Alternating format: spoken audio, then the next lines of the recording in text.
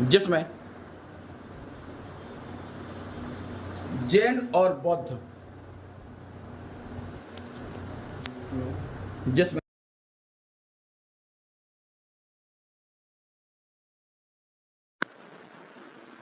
महत्वपूर्ण धर्म माने जाते हैं। जैन और बौद्ध महत्वपूर्ण धर्म माने जाते हैं। हालांकि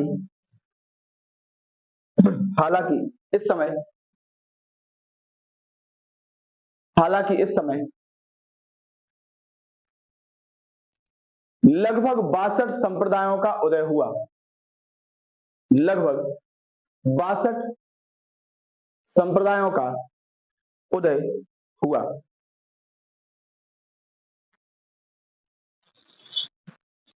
जिसने भारत में धार्मिक क्रांति कहेंगे इसको, धार्मिक क्रांति पैदा की। जिसने भारत में धार्मिक क्रांति पैदा की। अब देखना, यहां पर धर्म तो निकल गया, संप्रदाय तो निकल गया है कितने, 62 के करीब। संप्रदाय कितने आएंगे, 62 के करीब। लेकिन अपन को ध्यान क्या रहता है, जैन और बौद्ध, क्योंकि पेपर में इंपोर्टेंट क्या है, जैन और बौद्ध। अगर शैव धर्म से क्वेश्चन आए, वैष्णव से क्वेश्चन आए, तो इतना तो अपन को पता रहता है इन धर्मों के बारे में, क्योंकि अपन लोग प्रैक्टिस कर रहे हैं। प्रैक्टिस का मतलब क्या है, डेली कोई ना कोई त्योहार रहता है, तो उसकी जानकारी अपन को रहती है। तो यहां पर जानकारी नहीं रहती अपन को जैन बौद्ध की। इस समय जो संप्रदाय निकल गया 62, लेकिन इस समय जो पॉपुलर हुए वो 2 संप्रदाय पॉपुलर हुए। एक तो बौद्ध संप्रदाय और एक जैन। इनको धर्म ही कहेंगे, ठीक है। ये दो पॉपुलर हुए। इन धर्मों के उदय की रीजन क्या थे, पहले तो अपन को ये समझना है। ये जो धर्म उदय हुए या संप्रदाय सामने आए, इनके उदय के कारण क्या थे। उदय के कारण क्या थे इनके। देखो, पहला तो है कि जो वैदिक धर्म है, ठीक है, वैदिक धर्म में कर्मकांड का बोलबाला। कर्मकांड अगर अपन कहें तो कर्मकांड के साथ पाखंडवाद, इसका बोलबाला, ठीक है। ये दूसरी, अगर इसमें अपन बात करें, पाखंडवाद का मतलब क्या है। पाखंडवाद का मतलब है कि उसको अतिशय रूप में दिखाना, अप्रचर डालना की स्वीकार करो कि भाई ये होगा, ठीक है। जैसे मान लेते हैं, सिंपल सी बात है, कोई त्योहार है तो व्यक्ति के पास छूट होती है अपने हिसाब से काम करने की, लेकिन वहां पर कुछ हो कि भाई नहीं, ऐसा नहीं, ऐसा ही करना है तो करना ही पड़ेगा, तो वो दिक्कत पैदा करेगा, ठीक है। ये होगा, ठीक है। दूसरा यहां पर था, कृषि का जब विस्तार हुआ ना, कृषि का जब विस्तार हुआ तो कृषि के विस्तार ने 2 चीजों को बढ़ावा दिया। एक तो इनको जानवरों की आवश्यकता पड़ेगी कृषि में, उस समय ट्रैक्टर तो था नहीं, ठीक है, जानवर की आवश्यकता। और फिर शांति व्यवस्था चाहिए, युद्ध नहीं होना चाहिए, क्योंकि युद्ध होगा तो खेत बर्बाद होंगे, नहीं होंगे। मान लो हमारी सेना आई, तुम्हारी सेना आई, हमारे गांव की सेना, तुम्हारे राज्य की सेना, बीच में इनका राज्य, या मान लो बीच में क्षेत्र, तो वहीं लड़ रहे हैं, तो इनको नुकसान नहीं होगा, या मान लो अपने ही क्षेत्र को नुकसान होगा। तो वहां पर तो जानवरों से क्या किया, कृषि में कार्य लेते थे। और जानवरों की रक्षा इसलिए जरूरी क्योंकि यज्ञवाद यहां पर था, और यज्ञवाद में एक शब्द है बलि। तो बलि किसकी दी जाएगी, जानवरों की। तो जानवरों को जो भी व्यक्ति या जो धर्म कहेगा कि नहीं बलि नहीं होगी, मारा नहीं जाएगा, तो लोग तेजी से उसकी तरफ क्या करेंगे, बढ़ेंगे, ठीक है। चौथा रीजन यहां पर यह है कि यहां पर जो समाज के तीसरे और चौथे वर्ग थे, वैश्य और शूद्र, इनमें सबसे ज्यादा स्थिति खराब थी शूद्रों की, ठीक है। तो इस धर्म ने, दोनों धर्मों ने क्या किया, इनको विशेष स्थान प्रदान किया। वैश्य इसलिए शामिल हुए कि वैश्य युद्ध नहीं चाहते थे, क्योंकि अगर युद्ध होगा तो व्यापार नहीं कर पाएंगे, तो वैश्य युद्ध के विरुद्ध में थे। और वैश्य, इसमें भी इनका फायदा हो रहा था वैश्य का, कि वैश्य अहिंसा चाहते थे, यानी ये दोनों अहिंसा की बात करते थे, तो समाज में शांति बनी रही, शांति व्यवस्था बढ़ाने की बात इन दोनों धर्मों ने की भाई अहिंसा की बात कर रहा है कि हिंसा नहीं करना है, तो दोनों धर्मों ने शांति बढ़ाने की बात की। इससे ये दोनों क्या हो गया तेजी से। तीसरा ये कि जो अब तक क्या था, मुद्रा का प्रचलन होने लगा था, सिक्कों का चलन, ठीक है, मुद्रा का चलन मतलब सिक्के। और जब मुद्रा का चलन यहां पर हुआ तो वैश्यों ने खूब जम के दान दिया इनको। जब जम के दान देंगे तो ये धर्म तेजी से आगे बढ़ेंगे कि नहीं बढ़ेंगे, ये था। और इन दोनों को बनाने वाले, इन दोनों के प्रवर्तक जो थे वो खुद क्षत्रिय थे और राजा के बेटे थे। जब क्षत्रिय थे, राजा के बेटे थे दोनों, तो बगल वाला राजा तो उनकी बात सुनेगा, क्योंकि बगल वाले राजा का बेटा है। भाई अपने यहाँ का विधायक का बेटा अगर कहीं जाएगा झांसी, उसको कोई काम है झांसी में, तो अपने पिताजी से झांसी के विधायक को फोन नहीं लगवा देगा कि उनसे कह दो, और वो कह दे, वो भेज देंगे अपने लोगों को, तो काम बन जाएगा। ये क्षत्रिय वर्ग के थे दोनों, भगवान बुद्ध और महावीर स्वामी। इन कारणों से क्या हो गया, ये धर्म बहुत तेजी से, ये दोनों पंथ जो थे या संप्रदाय थे वो तेजी से फैले, ठीक है, ये रीजन है। ठीक, एक हेडिंग डाल के उदय के कारण डाल के ऐसे लिख लो जैसे लिखे हैं, समझ में तो आ जाएगा अब दोबारा पढ़ोगे तो, क्योंकि यहां से क्वेश्चन ऐसे आते नहीं है, क्वेश्चन इसके बाद से आएंगे। हेडिंग डालना कि उदय के कारण, सेम ऐसे लिखना जैसे लिखा है बोर्ड पे, हाँ यहां से लिखना पूरा जैसे लिखा है बोर्ड पे। 6वीं शताब्दी में धार्मिक आंदोलन जैसे लगा कि लगभग 62 संप्रदाय थे, फिर बौद्ध और जैन, फिर इन दोनों के उदय के कारण, ये दोनों धर्मों के उदय के कारण है, ठीक है, तो समझो कि एक के हैं, ये दोनों धर्मों के उदय के कारण है।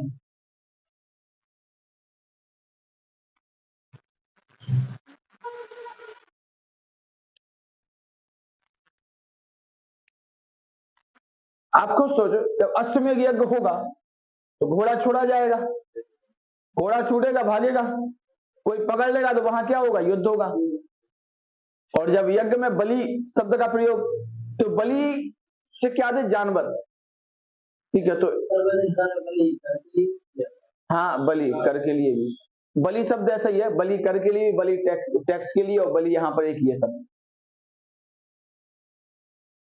अपन को मेन ये ध्यान में रखना है, ये यहां से आएगा नहीं क्वेश्चन, लेकिन थोड़ा दिमाग में बना रहे कि क्यों उदय हुआ तो सही रहता है, कि अपन को जानकारी रहती। ये वैश्य और शूद्र जो थे ना, इनको यथोचित सम्मान प्राप्त नहीं था, ठीक है, शूद्र को।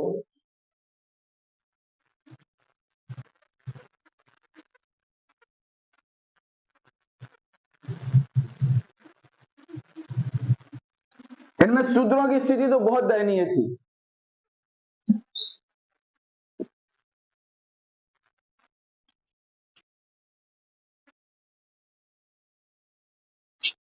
परिवर्तन तो वो खुद करेंगे। युद्ध ये था कि युद्धों का विरोध किया इन लोगों ने, हाँ, क्योंकि युद्ध लगातार जब युद्ध होते थे तो इनको नुकसान होगा। आप दुकानदार हो, युद्ध हो रहे, तो आपका व्यापार बढ़ेगा कि बंद होगा? भाई आप उसी रास्ते से माल लेके जा रहे हैं, वहीं युद्ध हो रहा है, और हमारे राज्य को युद्ध हमारा सामने वाले से तो आपको लूट नहीं लेगा, वो रोक नहीं लेगा आपको। हालांकि ऐसा नहीं होता था, लेकिन अभी भी कंसेप्ट क्लियर नहीं हुए थे लोगों के, वो लूट लेते थे, ठीक है। ऐसा शांति व्यवस्था अगर बनी रहेगी तो व्यापार आगे बढ़ेगा, इसलिए वैश्यों ने समर्थन किया।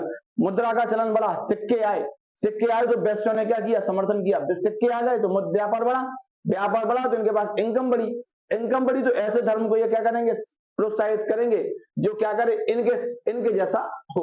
जैन बौद्ध में सिक्के आ गए, हाँ जैन बौद्ध में नहीं, समाज में सिक्के आ गए थे, और सिक्के आ गए तो ये जो वैश्य होंगे ना, उनको फायदा होगा व्यापार में, ठीक है। जब व्यापार में उनको फायदा हुआ तो उन लोगों ने क्या किया, इन दोनों धर्मों को प्रोत्साहित या प्रोत्साहन दिया, ये था, ठीक है। एक हेडिंग देना बौद्ध धर्म, पहले अपन बौद्ध पढ़ेंगे।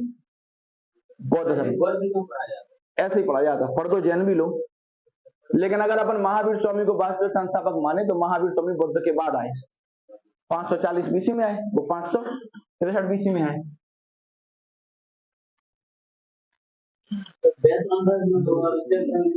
कंसेप्ट आगे बनेंगे, कंसेप्ट आगे बनेंगे भगवान से। हाँ धर्म तो उसमें दिए हैं सारे, अपन सब चर्चा करेंगे।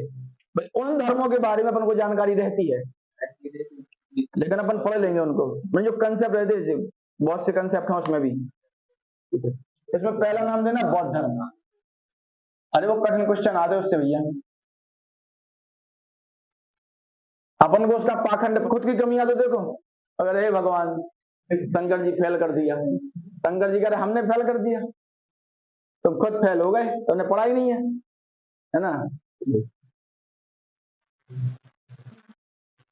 पहला टॉपिक अपना बौद्ध है, ठीक है।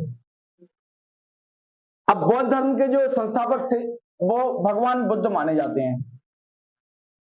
बड़ी बात तो यह है कि भगवान बुद्ध खुद भगवान को नहीं मानते थे, ईश्वर को नहीं मानते थे, और लोग इनको भगवान कह रहे हैं। ये नहीं, ये अनिश्वरवादी हैं। ये कह रहे भैया ईश्वर ईश्वर कुछ नहीं है। ये कह रहे कि अगर ईश्वर आप पृथ्वी का निर्माता है तो ईश्वर आपका निर्माता है, तो ईश्वर दुख का भी निर्माता है। और अगर आपका निर्माता है तो आपको जो दुख हुई है वो दुख आपका ईश्वर आपको दे रहा है। और आप कह रहे हो ईश्वर पिता समान है, हम उसके पुत्र हैं, तो कौन सा पिता चाहेगा कि उसके पुत्र को दुख मिले। तो ये कह रहे हैं, ये आत्मा को नहीं मान रहे। ये कह रहे आत्मा नहीं होती लेकिन पुनर्जन्म होता है। अब दिमाग खराब कि जब आत्मा नहीं होती तो पुनर्जन्म कैसे होता है। और जब आत्मा ही नहीं, अपन क्या कह रहे हैं, अपन ये कह रहे हैं कि आत्मा अमर है, ठीक है। और अपन ये कह रहे हैं कि जब व्यक्ति मरेगा तो ये आत्मा किसी दूसरे में चली जाएगी, ठीक है ना। और दूसरे में चली जाएगी तो चाचा या दादा या फूफा जो मर गया वो वहां आ जाएंगे, नहीं आ जाएंगे, उनका पुनर्जन्म हो गया। ऐसे होता है कंसेप्ट कि नहीं। लेकिन ये कह रहे आत्मा तो है नहीं, आत्मा नहीं है तो फिर पुनर्जन्म कैसा है भैया। तो पुनर्जन्म को क्यों मान रहे हो। भगवान को ना मानने वाले ये क्या कह रहे हैं, ईश्वर को नहीं मानते, संसार का निर्माता। इस संसार का जो निर्माता है वो ईश्वर को नहीं मानते, ठीक है। वो ये कह रहे हैं कि संसार जो है वो कर्म से बना है, कर्म जो होता है वो कह रहे हैं ईश्वर को नहीं। वो कह रहे हैं अगर ईश्वर ने निर्माण किया है तो यहाँ पर जो दुख फैला है ना उसका निर्माण भी कौन है, निर्माता कौन है, ईश्वर है।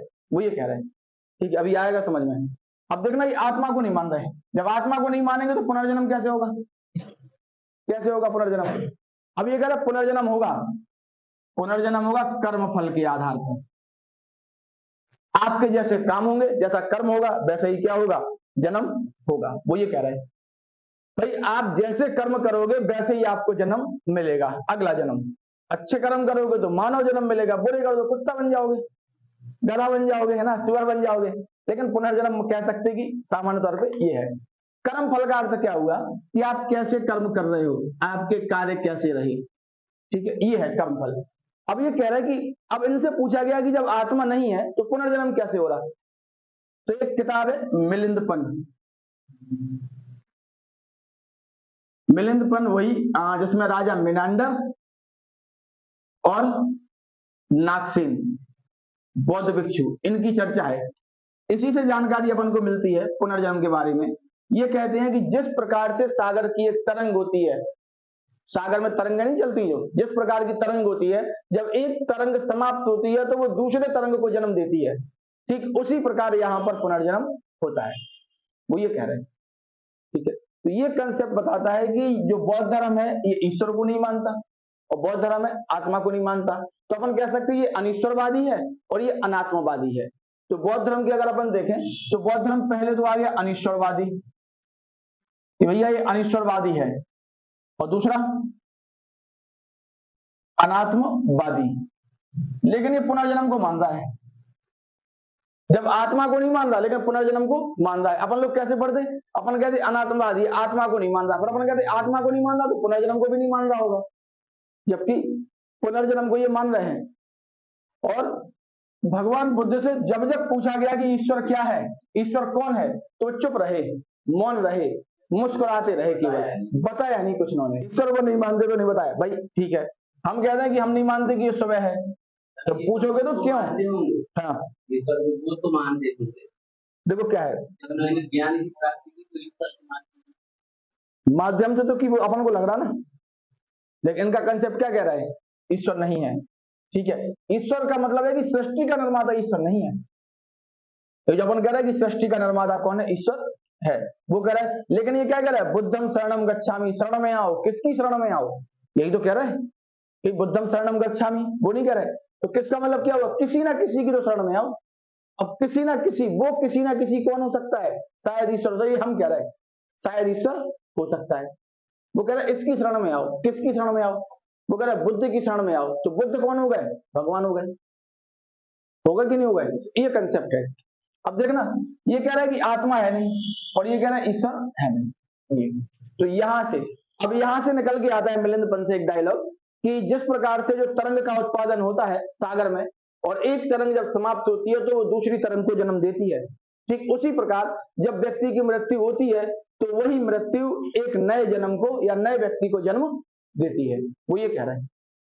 ठीक है, अब ये सही भी है। ठीक है, अब देखना जो भगवान बुद्ध थे इनकी थोड़ी लाइफ के बारे में देखना अपन को क्या है। तो इनका जो जन्म हुआ वो कब हुआ? 563 BC में। कहां पर हुआ? लुम्बिनी में। अब एक दिक्कत और, 1998 के पहले अपन को पता नहीं था कि लुम्बिनी कहाँ है, नाम पता था जिला जुगपुरा है। अब जुगपुरा कहां पर है? कहीं भी कह दो, भोपाल में है, झांसी में है, दिल्ली में है, दक्षिण भारत में है, भूटान में है, कहीं भी कह दो, पता नहीं था कि यही जुगपुरा है और यही वही जुगपुरा है जहां पर इनका जन्म हुआ। भाई लुम्बिनी तो पता था कि इनका जन्म लुम्बिनी में हुआ, लेकिन लुम्बिनी कहाँ है? अब कोई कहे ललितपुर में भी है, कोई कहे झांसी में भी है, तो क्या ये वही लुम्बिनी है जिस लुम्बिनी में उनका जन्म हुआ? जैसे नेहरू नगर है तो क्या नेहरू रहते थे? क्या नेहरू रहते थे? हाँ, जैसे चौसा का युद्ध बगल में चौसा गांव है ना। भाई सिंपल सी बात सोचो, नेहरू नगर मतलब नेहरू जी का नगर, तो नेहरू जी रहते थे क्या? नहीं रहते थे। तो फिर अपन कोई कहे कि नेहरू जी का घर कहाँ पर है, तो खंडर बना हुआ अपन कहें ये है उनका घर, तो सिद्ध कैसे होगा कि उनका घर है? तो ऐसे ही यहाँ पर विवाद हुआ। 1998 के बाद जो स्पष्ट हुआ कि जो लुम्बिनी है ये नेपाल के, हाँ नेपाल के कपिलवस्तु की नेपाल की तराई में स्थित है। नेपाल की तराई में स्थित कपिलवस्तु के लुम्बिनी नामक ग्राम में इनका जन्म हुआ। ठीक है, भगवान बुद्ध की मां का नाम क्या था? महामाया। ठीक है, इनके पिता का नाम क्या था?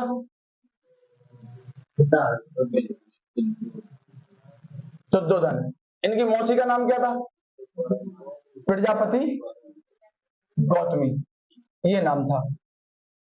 ये मां थी, ये पिता है और ये मौसी है। ठीक है, और इनकी पत्नी का नाम, भगवान जो बुद्ध थे इनकी पत्नी का नाम क्या है? यशोधरा। ये बहुत सारे कंसेप्ट हैं। बुद्ध मतलब क्षत्रिय थे, बोला तो जैसे आपने बोला नाम है, नाम है। ठीक है, अब देखना भगवान बुद्ध है, इनका जन्म हुआ 563 BC में। कहां पर हुआ? नेपाल के तराई में स्थित कपिलवस्तु के लुम्बिनी नामक गांव में। नेपाल की तराई का मतलब ये है कि ये भारत है और यहाँ पर ये नेपाल है, तो यहाँ पर आप देखना मैप पे, यहाँ पर लुम्बिनी है या कपिलवस्तु है, तो यहाँ पर इनका जन्म हुआ। और इनकी जो माँ का नाम है महामाया और पिता का नाम है शुद्धोधन। तो माँ जो इनकी है, इनके जन्म के 7वें दिन ही इनकी माँ का क्या हो गया? निधन हो गया। तो जन्म के 7वें दिन माँ का हो जाता है निधन। तो इनकी जो मौसी होती है प्रजापति गौतमी, वो क्या करती है? इनका लालन पालन करती है। आगे चल के इनकी शादी होती है यशोधरा से। ठीक है, और इनका एक पुत्र होता है और उसका नाम होता है राहुल। उसका नाम होता है राहुल। हाँ, राहुल का नाम राहुल इसलिए रखा गया कि ये कह रहे थे कि ये एक प्रकार से बंधन है कि जो हमें मोक्ष में, हमें ग्रह त्याग करने से रोकेगा, पत्नी और पुत्र, ये क्या है? बंधन है। तो उन्होंने इसका नाम क्या कर दिया? राहुल, यानी राहु से रख दिया राहुल, ये नाम। तो ये इनकी क्या है? एक प्रकार से इनके नाम है, माता पिता का नाम ये पूछा जाता है। इनके बचपन का नाम क्या था भगवान बुद्ध के? सिद्धार्थ। सिद्धार्थ ये नाम था। यहाँ पे देखो अभी कोई दिक्कत नहीं हो रही बौद्ध धर्म में, लेकिन जैसे ही जैन धर्म आएगा सब खिचड़ी हो जाएगी, इधर से उसमें, उसमें इसमें हो जाएगा, सब मिल जाएगा। हाँ, तो महावीर स्वामी का नाम वर्धमान है, उनके पिताजी का नाम है, फिर यशोधरा यहाँ है, वहां यशोदा आ जाएगा, ऐसे आ जाएगा। यहाँ पुत्र है, वहां पुत्री आ जाएगी। ठीक है, इस टाइप से आगे चल के क्या होगा? जब भगवान बुद्ध को मोक्ष की प्राप्ति, उसकी प्राप्ति हो जाएगी ज्ञान की, तो इनकी जो पत्नी होंगी ना, इनकी पत्नी और पुत्र दोनों भी भिक्षु बन जाएंगे फिर, दोनों भी। ठीक है, ये दोनों बन जाएंगे फिर आगे चल के। ठीक है, अब देखना इनका जन्म कहां पर हुआ? नेपाल के कपिलवस्तु के लुम्बिनी नामक ग्राम में 563 BC में जन्म हुआ। माँ का नाम महामाया, पिता का नाम शुद्धोधन और प्रजापति गौतमी इनकी मौसी। अब एक लेसन आप लोगों ने पढ़ा हो, light of Asia. Light of Asia पढ़ा है? कौन सी क्लास में पढ़ा? 12th में पढ़ा था, है ना? इंग्लिश में है लाइट ऑफ एशिया। इसका मतलब है एशिया का ज्योतिपुंज। हाँ, प्रकाश पुंज या ज्योतिपुंज। क्वेश्चन यही आता है पेपर में कि एशिया का प्रकाश पुंज किसे कहा जाता है? तो भगवान बुद्ध को। ये है किसकी? शायद हमें क्लियर नहीं, एक बार देख लेना किनकी है, लेकिन हमारे ये इसमें बताया गया भगवान बुद्ध के बारे में। जब भगवान बुद्ध का जन्म हुआ तो इनके पिता ने पूछा, पूछते नहीं है कि बता हमारा बेटा क्या बनेगा, चाहे बेटा कुछ ना कुछ बनने लायक ना हो, लेकिन पूछते हैं। अपने घर वाले नहीं पूछते, बता पंडित जी ये क्या बनेगा। अब बेटा को पता है हम कुछ नहीं बन पा रहे, है ना, इसी टाइप से, है ना, तो बता रहे ये क्या बनेगा। तो इनने पूछा कि बताओ भैया ये क्या बनेगा। तो उनने कहा कि दो है ऑप्शन, या तो एक चक्रवर्ती राजा बनेगा। अब आप खुद सोचो, आप ग्रुप डी में हो और तुम्हारे बेटे को लेकर कोई कह दे कि DRM बनेगा, रेलवे का सबसे बड़ा अधिकारी हो गया, तुम खुश नहीं हो गए कि बताओ हमसे भी बहुत आगे निकल गया, तो खुश है। तो उन्होंने कहा चक्रवर्ती राजा बनेगा, तो ये खुश हो गए। लेकिन कहा ये भिक्षु भी बन सकता है। तो उन्होंने कहा या तो ये चक्रवर्ती राजा बनेगा या ये महान भिक्षु बनेगा। और तुम्हारे पिताजी से कोई कहे कि तुम बहुत बड़े भिक्षु बनोगे, तो वो क्या करेंगे? वो ध्यान देंगे पढ़ाई पे, बाहर निकाल देंगे, हॉस्टल में डाल देंगे, नहीं सही में बन जाए भिक्षु। ठीक है ना? ये दो बातें कही गई। अब ये चाहते थे कि भगवान जो बुद्ध है या जो सिद्धार्थ है ये राजा ही बने। ठीक है, लेकिन इनके सिद्धार्थ के क्रियाकलापों से नहीं लग रहा था कि राजा बनेंगे। तो सिद्धार्थ को क्या किया इन्होंने हर वर्षा मतलब मौसम के हिसाब से अलग अलग महल बनवा दिए उनको, गर्मी के अलग, सर्दियों के अलग, बरसात के अलग। और इनके सामने ऐसे व्यक्ति रखे जो तंदुरुस्त हो, जवान हो, बीमार ना हो, और कोई भी दुख जो होता है ना वो दुख इनके सामने ना आए। और जब ये नगर में भ्रमण करने निकलते थे तो नगर से वृद्धों को अलग कर दिया जाता था और बीमारों को अलग कर दिया जाता। नगर में केवल और केवल सुख और शांति दिखाई देगी, ऐसी व्यवस्था थी। लेकिन इनका एक सारथी था जिसका नाम था चन्ना। लाइट ऑफ एशिया के अनुसार कहानी बता रहे, चन्ना, उसमें चन्ना ही लिखा है, कहीं कहीं पे छंद आता है। ठीक है, तो चन्ना लिखा है उसमें। तो चन्ना उनका क्या था? सारथी था। चन्ना इनको जब नगर में घुमाने ले गया तो भगवान बुद्ध को 4 दृश्य दिखाई दिए।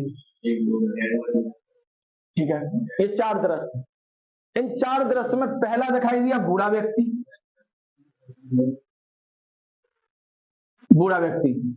अब इन्हें चन्ना से पूछा कि ये कौन है, तो कह रहे बस यही है अपना जो कुछ है, अपना जो कुछ है वो यही है, अपन सबको ऐसा होना है। भाई बूढ़ा व्यक्ति देखेगा कमजोर होगा, निर्जर होगा, झुका हुआ होगा, डंडे के बल से चल रहा होगा और चल नहीं पा रहा होगा। और भगवान बुद्ध ने कहा ये बूढ़ा व्यक्ति देखा नहीं अभी तक। उन्हें जैसे ही देखा तो कहा बूढ़ा व्यक्ति भैया ये। तो उन्होंने कहा ये क्यों? बोले सब यही है, जो कुछ है यही, अपन भी ऐसे ही बनेंगे। उनका दिमाग खराब, एक अवस्था। तो दूसरा वो देखा, उन्होंने देखा बीमार व्यक्ति। बोले ये क्या है? बस जो बूढ़ा होगा वो बीमार होगा। ठीक है भाई, व्यक्ति अमर नहीं है, वो कह रहा है व्यक्ति अजर अमर नहीं है। जैसा कि तुम्हें पता है, जैसा कि तुम्हें पता है कि तुम अगर 25 साल के या 20 साल के हो तो 20 के ही नहीं रहोगे, आगे बढ़ोगे। और जैसे जैसे तुम्हारे उम्र क्या नाम जो वर्ष बढ़ते जाएंगे, उम्र कम होती जाएगी, वैसे वैसे तुम्हारा शरीर क्या हो जाएगा? कमजोर होता चला जाएगा। एक स्थिति पर ऐसी आ जाएगी, पहले बूढ़े बनोगे फिर खटिया पकड़ लोगे। ठीक है, तो बीमार व्यक्ति क्या करेगा? खटिया में लेटा होगा। तीसरा ये देखते हैं, एक जाति है शव यात्रा। बोले ये क्या है? बोले बस यही है भैया, अपन सबको इसी में जाना है एक दिन, इसी पालकी में। बोले ये क्या है? बोले अंतिम यात्रा है व्यक्ति की, मर गया अब वो किसी काम का नहीं है, उसको जाके फूंक देंगे, जला देंगे या दफना देंगे, जो भी है। तो बोले अपने साथ भी होगा? बोले हमारे साथ भी होगा, तुम्हारे पिता के साथ भी होगा, मौसी के साथ भी होगा, तुम्हारे साथ भी होगा। अब घबरा, अब कह रहे अब क्या है भैया? उनको तो पता ही नहीं था कुछ, वो पहली बार देख रहे थे। हाँ, ये सब देख रहे थे भाई, दिखाई नहीं कुछ उनको उनके राज्य में। जहां जहां बाहर तो गए, वो जहां जहां गए सब सुखी सुखी दिख रहे। जब सब व्यक्ति तुम्हें सुखी दिखेंगे और कोई व्यक्ति तुमसे कहेगा कि हम दुखी हैं, गरीब हैं, तुम्हें गरीब का कंसेप्ट ही नहीं पता। भाई मुकेश अंबानी के लड़के को क्या पता गरीब क्या होता है? उसे पता है क्या? नहीं पता। तो गरीब के पास जब आएंगे तो पता चलेगा कि गरीबी क्या है। और अगर वो गरीबी की बातें करें तो इसको सहानुभूति तो कह सकते, लेकिन समानुभूति नहीं कह सकते। समानुभूति का मतलब होता है जब आप उस यात्रा से निकले हों, सिंपैथी और एम्पैथी। एम्पैथी होती है समानुभूति और सिंपैथी होती है सहानुभूति। जैसे मान लो कोई व्यक्ति है, उसको चोट लग गई, तुम कहो अरे भगवान गिर गया बेचारा, और तुम भी गिरे थे कल उसी गड्ढे में, तुम समझ सकते हो कि कल हम गिरे थे, हमें चोट लगी, आज वो गिर गया, तो वो कैसा फील कर रहा होगा। इसको कहते हैं समानुभूति, समानुभूति, कि जैसा हमें फील हुआ वैसा ही इसको फील हुआ। अब एक लास्ट में इनको देखेंगे सन्यासी, और ये सन्यासी को देख के कहते हैं चन्ना से। ये कौन है? चन्ना कहता है यही सब कुछ है, यही सब कुछ। ना इसको कल की चिंता थी, ना इसको पुराने मतलब पिछले कल की चिंता थी, ना आने वाली कल की चिंता है। आज में जी रहा है, बढ़िया भजन कर रहा है, घूम रहा है, बैठा है, खाना खा लिया बस, और लगा है तप करने।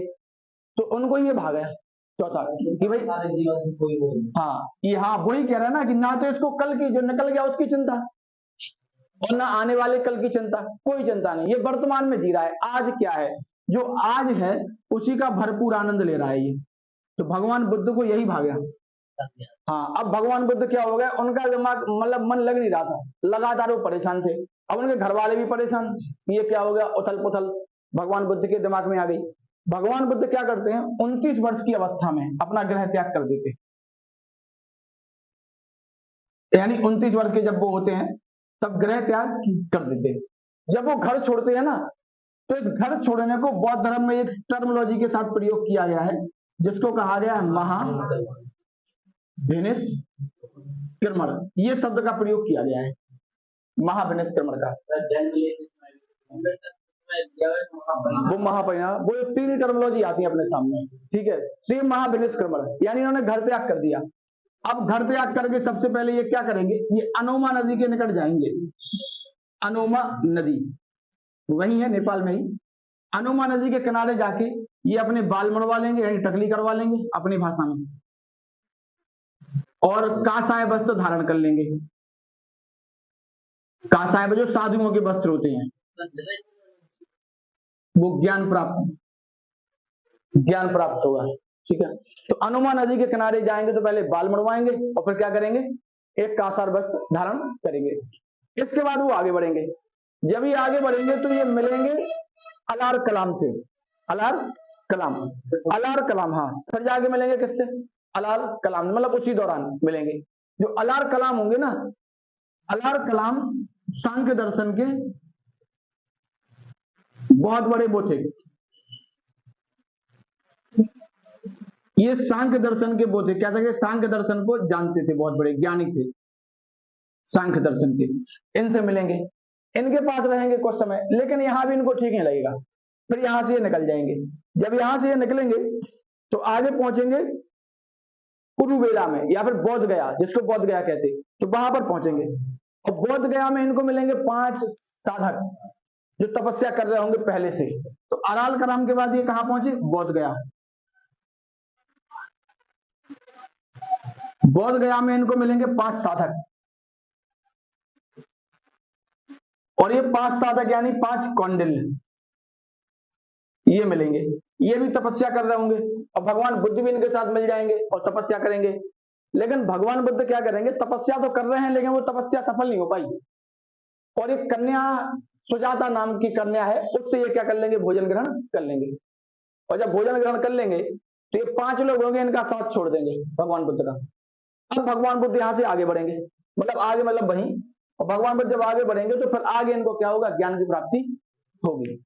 निरंजना नदी के तट पर उनको ज्ञान की प्राप्ति होती है, बट वृक्ष यानी पीपल वृक्ष के नीचे। और दिन कौन सा था, वैशाख पूर्णिमा की रात वो थी जब इनको ज्ञान प्राप्त हुआ। तो ये कंडीशन बनी थी पूरी। इस तरह 29 वर्ष के थे और 35 वर्ष की आयु में ज्ञान प्राप्त हुआ। 6 वर्ष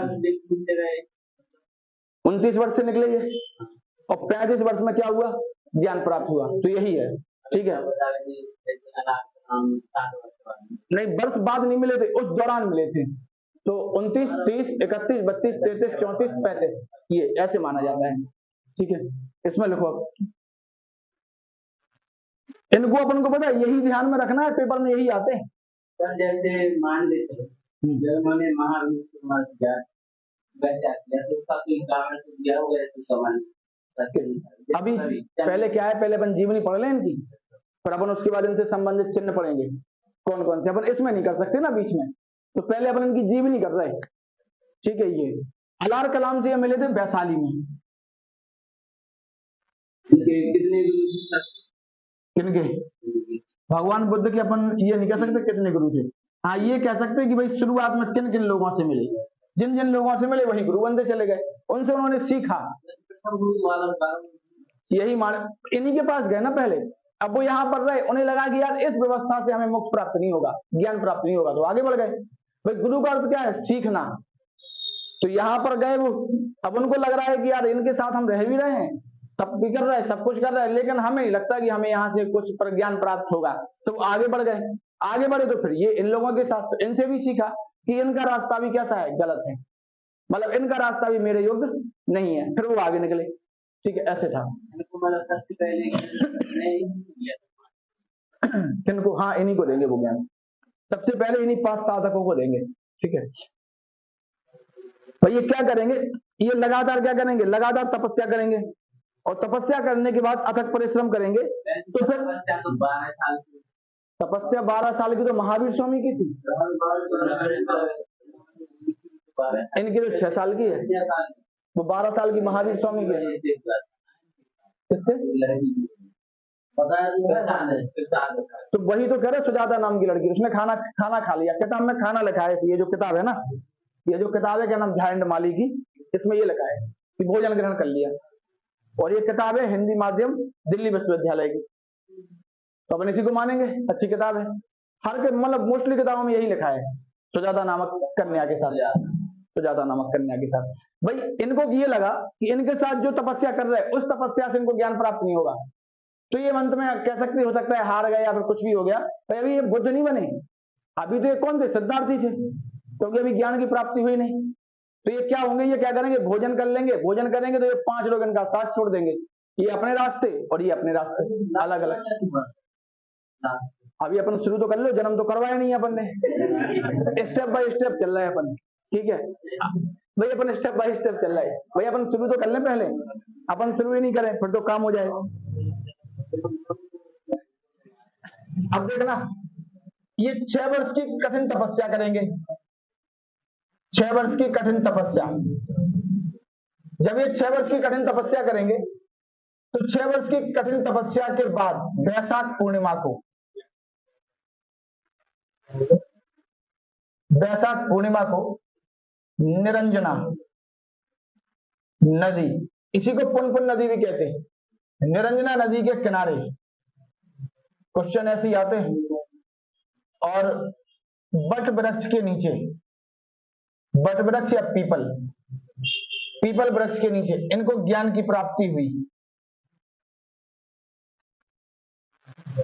अपन नहीं कहते ज्ञान नहीं तो हमारे पास है, ठीक है, ज्ञान की प्राप्ति इनको हुई। तो पेड़ के नाम आते हैं किस पेड़? वहां पर साल वृक्ष आएगा महावीर स्वामी, यहाँ पर बट वृक्ष आएगा, वहां पर नदी अलग, यहाँ पर नदी अलग। ठीक है, तो ऐसे क्वेश्चन आएंगे, मिलान करने वाले याद है कि वहां और यहाँ। तो ये सबसे पहले क्या हुआ? इनका जन्म हुआ कब हुआ? 563 बीसी में, 563 बीसी में जन्म हुआ। जन्म कहां पर हुआ? नेपाल के कपिलवस्तु नामक क्षेत्र के लुम्बिनी नामक ग्राम में। पिता का नाम शुद्धोधन, माँ का नाम महामाया, मौसी का नाम प्रजापति गौतमी। जन्म के 7वें दिन माँ का निधन हो गया। 7वें दिन पेपर में आता है कौन से दिन, ठीक है, तो 7वें दिन निधन हो गया।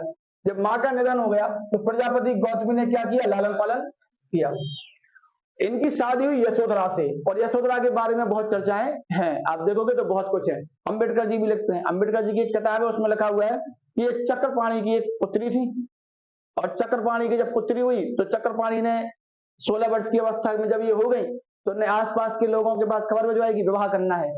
तो फिर एक स्वयंवर का आयोजन हुआ, वहां पर गौतम बुद्ध से कहा गया कि जाओ, तो पिता ने आज्ञा दी, वो गए वहां पे। वहां गए तो वहां पे कई सारे व्यक्ति थे, और उनको एक टास्क दिया गया कि ये करना है, तब तो स्वयंवर होगा। तो वो अंत में गौतम बुद्ध वो जीतते हैं उस टास्क को, फिर इनका विवाह होता है और फिर ये घर आते हैं। इनका जो पुत्र होता है उस पुत्र का नाम होता है राहुल, ठीक है। और इसके बाद क्या करते हैं? 29 वर्ष की अवस्था तक ये ऐसे रहते हैं। ऐसे मतलब कि मन नहीं लगता इनका, ना तो घर में ना संसार में, तो ये ग्रह त्याग करते थे। ग्रह त्याग को कहा गया बौद्ध धर्म में महाविनिष्क्रमण। आगे बढ़ेंगे, आगे बढ़े तो अनुमा नदी के किनारे पहुंचे, वहां बाल मड़ाए और कासाय वस्त्र धारण कर लिए।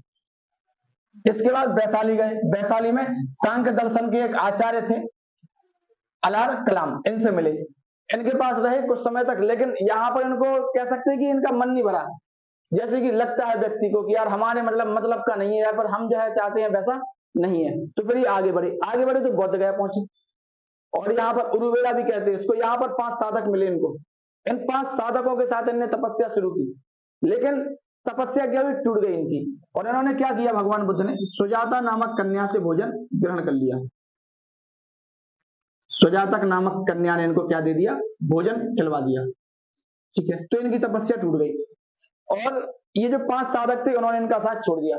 अब ये आगे फिर इन्होंने तपस्या की इन्होंने, तो वैशाख पूर्णिमा के दिन, या रात को कहते, वैशाख पूर्णिमा की रात निरंजना नदी के किनारे वट वृक्ष के नीचे इनको ज्ञान की प्राप्ति हुई। और यहीं से भगवान बुद्ध को तथागत कहा गया।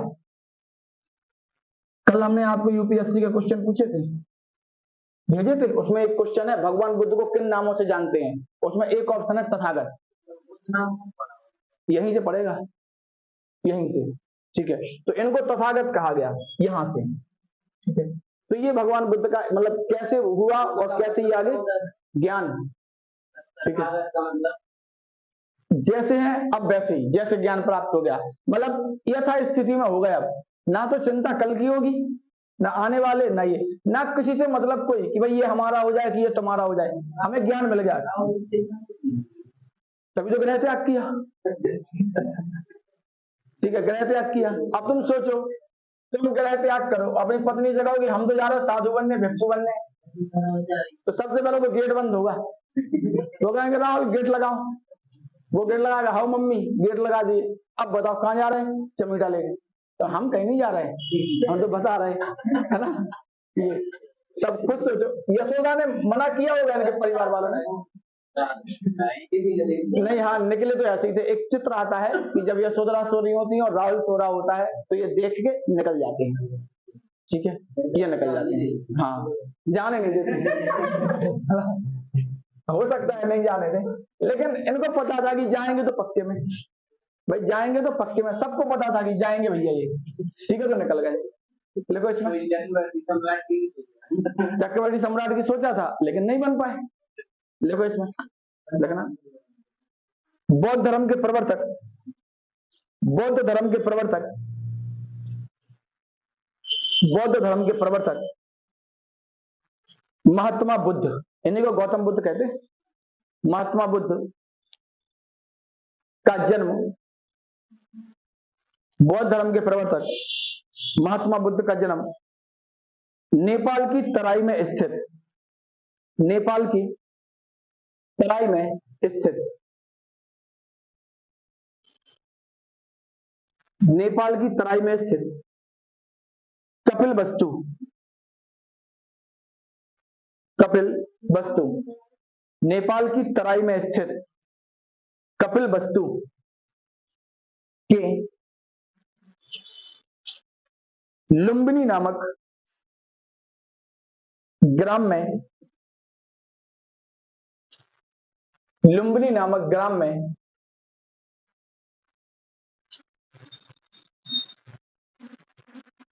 शाक्य क्षत्रिय कुल में, शाक्य क्षत्रिय कुल में, शाक्य क्षत्रिय कुल में, ये लिखा है बोर्ड पे, कुल में 563 बीसी में हुआ। ईसा पूर्व भी लिख सकते और बीसी भी, एक ही शब्द है।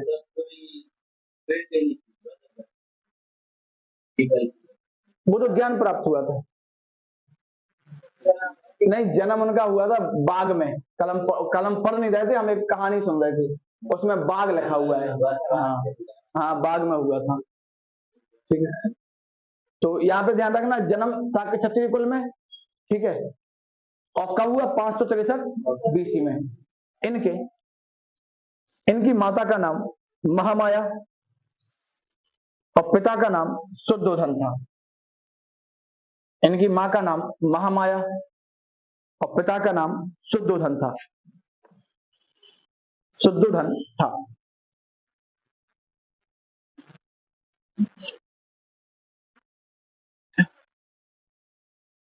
इनकी माँ का नाम महामाया और पिता का नाम सुदोधन था।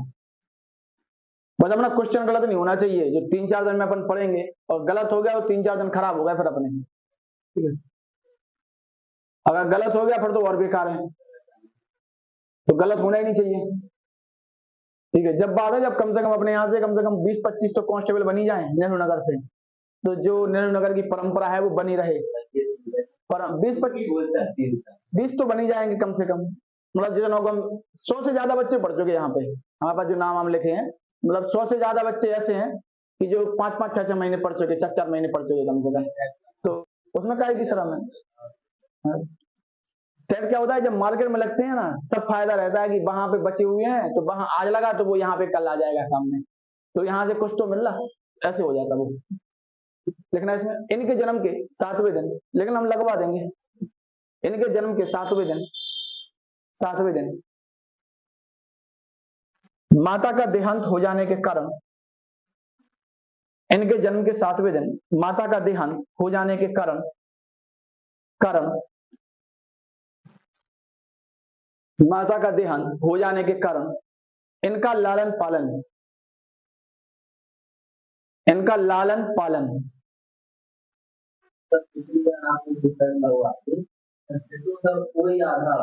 शॉर्ट सॉल्यूशन करा दे। अगर तुम लोग ही कराओ तो सही रहेगा। मैथ का, जीएस का तो हम बता देंगे। तो क्या होता है, ग्रुप होती, ग्रुप स्टडी। भोपाल में एक कोचिंग है केएसजी, उसमें बहुत सारे बच्चे ग्रुप स्टडी करते हैं, वो बैठ के खुद ही पढ़ाते हैं एक दूसरे को।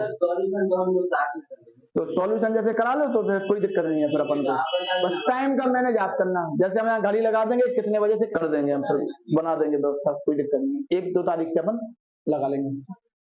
क्या लगा था इसमें? 1-2 जुलाई से, 1-2 जुलाई से। अभी क्या है कि हमें मंगानी पड़ेंगे, तो हम इलाहाबाद से ही मंगाएंगे, दे देंगे। एक लगा लेना यहाँ पे, एक घर पे लगा लेंगे, ऐसे कर देंगे। तो बस क्या लगा था अपन ने? इनका लालन पालन इनकी मौसी प्रजापति गौतमी ने किया। इनकी मौसी प्रजापति गौतमी ने किया।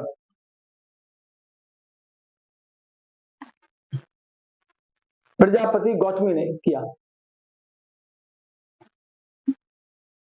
16 वर्ष की अवस्था में इनका विवाह 16 वर्ष की अवस्था में इनका विवाह शाक्य कुल की कन्या, ये लिखा है, शाक्य कुल की कन्या यशोधरा, शाक्य कुल की कन्या यशोधरा से हुआ।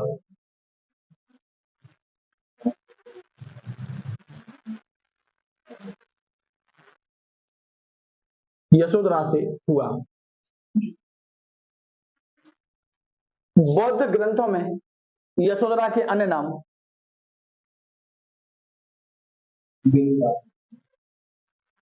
बौद्ध ग्रंथों में यशोधरा के अन्य नाम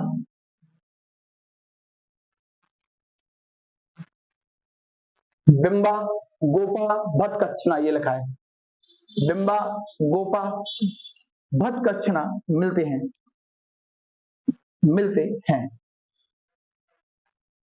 ये लिखा है। बिंबा, गोपा, भटकच्छना मिलते हैं।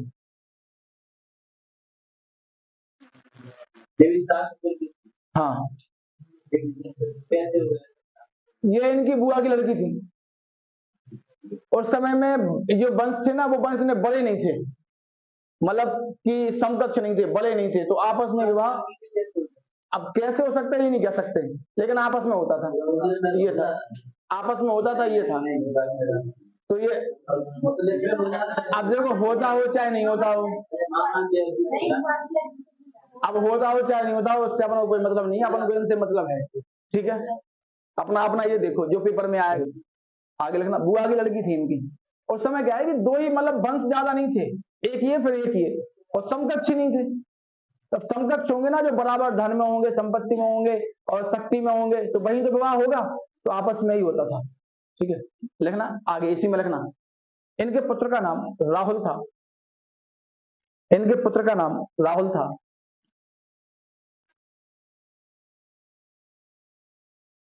सांसारिक मोह माया को त्याग कर, सांसारिक मोह माया को त्याग कर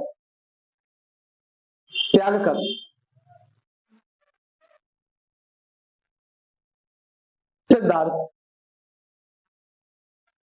ने सांसारिक मोह माया को त्याग कर सिद्धार्थ ने 29 वर्ष की अवस्था में 29 वर्ष की अवस्था में ग्रह त्याग कर दिया। 29 वर्ष की अवस्था में ग्रह त्याग कर दिया। जिसे बौद्ध धर्म में ये लिखा है महाभिनिष्क्रमण, जिसे बौद्ध धर्म में महाभिनिष्क्रमण कहा जाता है। महाभिनिष्क्रमण कहा जाता है।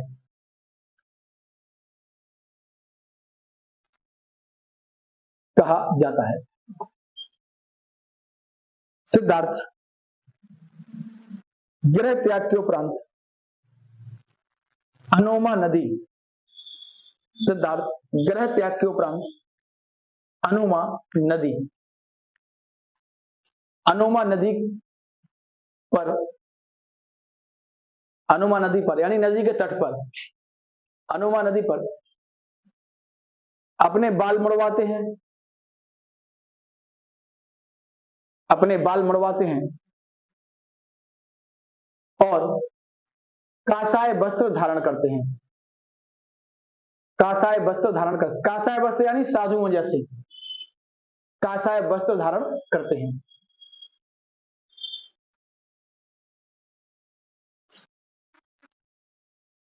सात वर्ष तक ये ज्ञान की खोज में इधर उधर भटकते रहे। 7 वर्ष तक ये ज्ञान की खोज में इधर उधर भटकते रहे।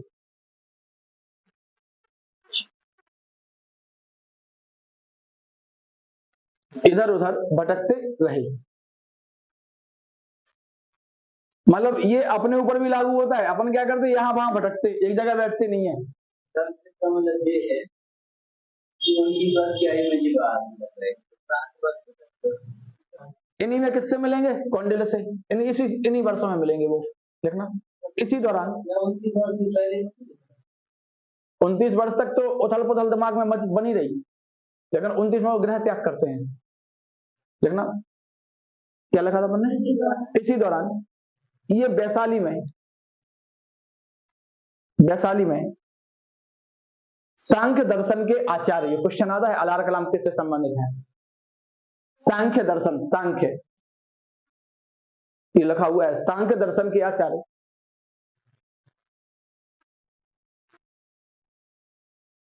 अलार कलाम के आश्रम आए,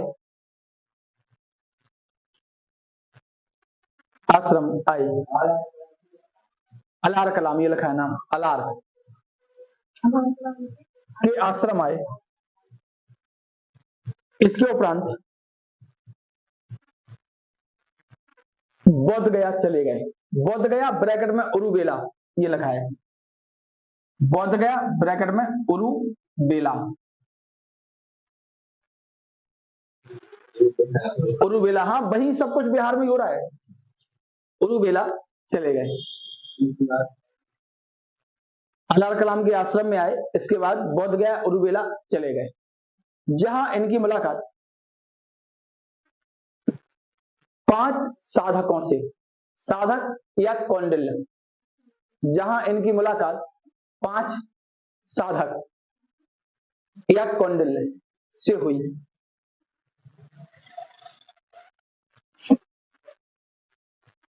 कौंडिल्य से हुई।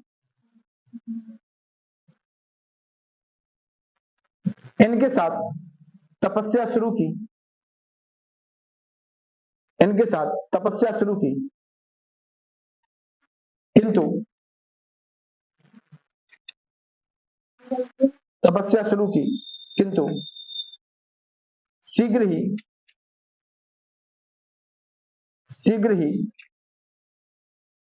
सिद्धार्थ ने इनका साथ छोड़ दिया।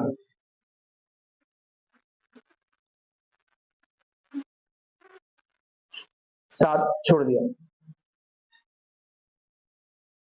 इस समय सिद्धार्थ सूखकर कंकाल हो गए थे। इस समय सिद्धार्थ सूखकर कंकाल हो गए थे, यानी 5 लोगों के साथ थे तब कर रहे थे, सूखकर कंकाल हो गए थे और उन्होंने तपस्या त्याग कर, सूखकर कंकाल हो गए थे और उन्होंने तपस्या त्याग कर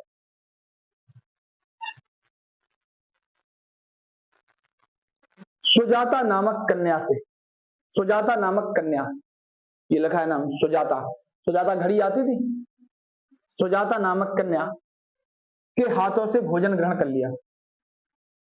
झायंडमाली में यही लिखा है, ठीक है, पेज नंबर है 155, 155 पे लिखा है नामक कन्या से भोजन ग्रहण कर लिया, जिस कारण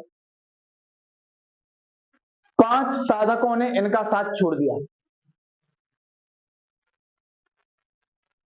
जिस कारण 5 साधकों ने इनका साथ छोड़ दिया।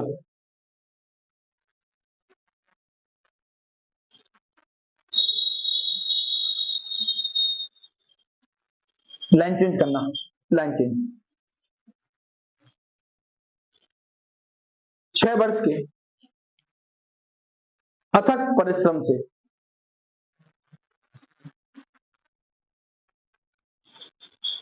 6 वर्ष के अथक परिश्रम से वैशाख पूर्णिमा की रात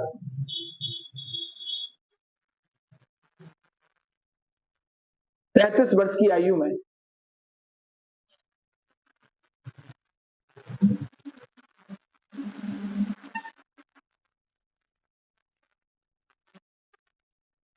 उनतीस वर्ष की आयु में,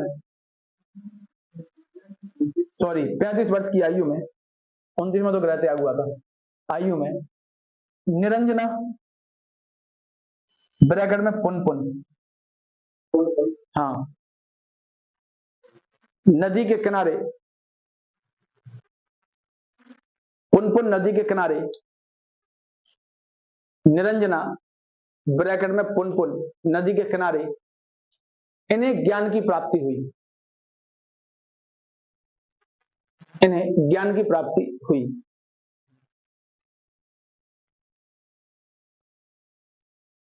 यह ज्ञान इन्हें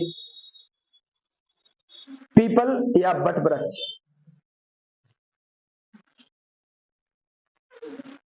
यह ज्ञान इन्हें पीपल या बट वृक्ष के नीचे प्राप्त हुआ।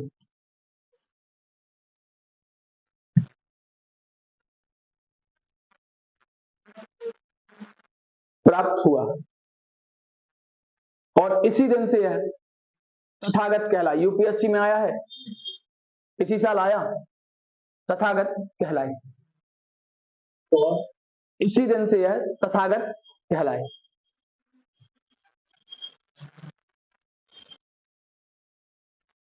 ज्ञान प्राप्ति के बाद सिद्धार्थ, वही तो लिखवा रहे, ज्ञान प्राप्ति के बाद सिद्धार्थ गौतम बुद्ध के नाम से जाने गए, गौतम बुद्ध के नाम से जाने गए। ज्ञान प्राप्ति के बाद सिद्धार्थ गौतम बुद्ध के नाम से जाने गए।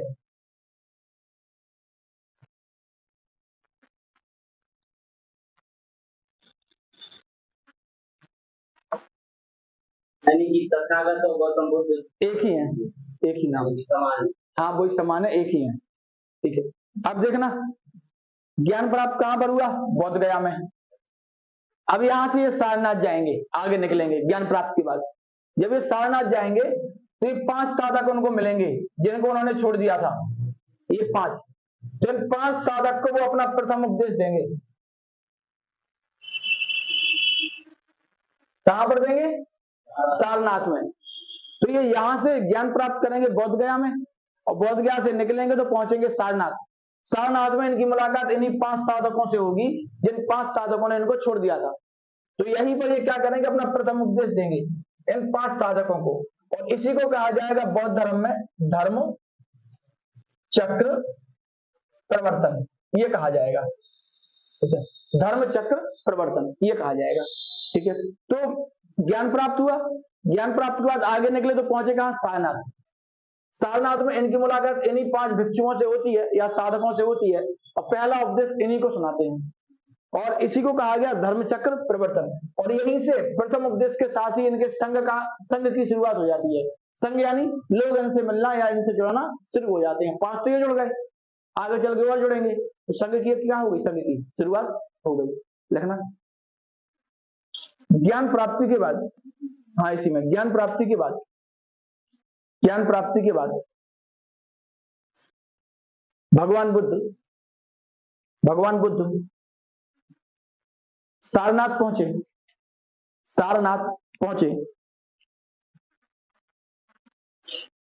जहां पर उन्होंने उन्हीं 5 साधकों को प्रथम उपदेश दिया, उन्हीं 5 साधकों को प्रथम उपदेश दिया जिन्होंने उन्हीं 5 साधकों को प्रथम उपदेश दिया जिन्होंने इन्हें बोध गया में छोड़ दिया था, बोध गया में छोड़ दिया था।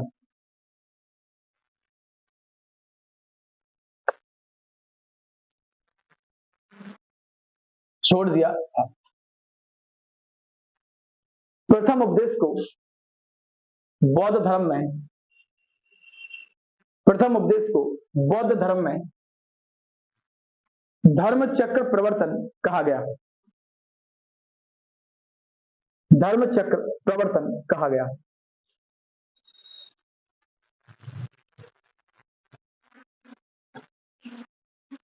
धर्म चक्र प्रवर्तन कहा गया, और यहीं से ये लिखा है धर्म चक्र प्रवर्तन, पेपर में यही आते हैं, और यहीं से बौद्ध संघ की शुरुआत हुई, बौद्ध संघ की शुरुआत हुई।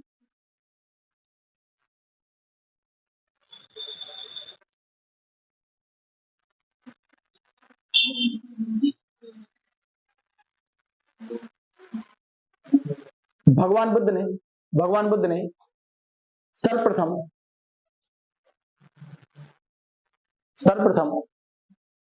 तपस्या, ये लिखे हैं नाम, और कालिक,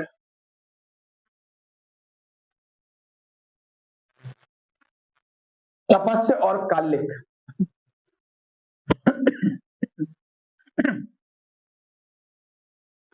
नामक शूद्रों को अपना अनुयायी बनाया, शूद्रों को अपना अनुयायी बनाया। सबसे पहले इनको बनाया था, अनुयायी बनाया। शूद्रों को, नामक शूद्रों को अपना अनुयायी बनाया, दीक्षित किया उस धर्म में, धर्म स्वीकार करवाया, जो भी हो। देखना, बुद्ध ने, लास्ट लाइन है, बुद्ध ने अपने जीवन में सर्वाधिक उपदेश, अपने जीवन में सर्वाधिक उपदेश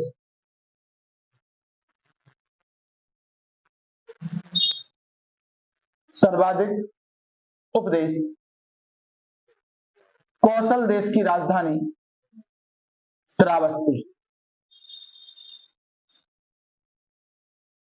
श्रावस्ती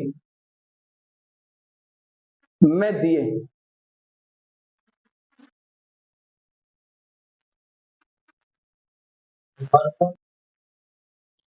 तथा मगध को प्रचार केंद्र बनाया,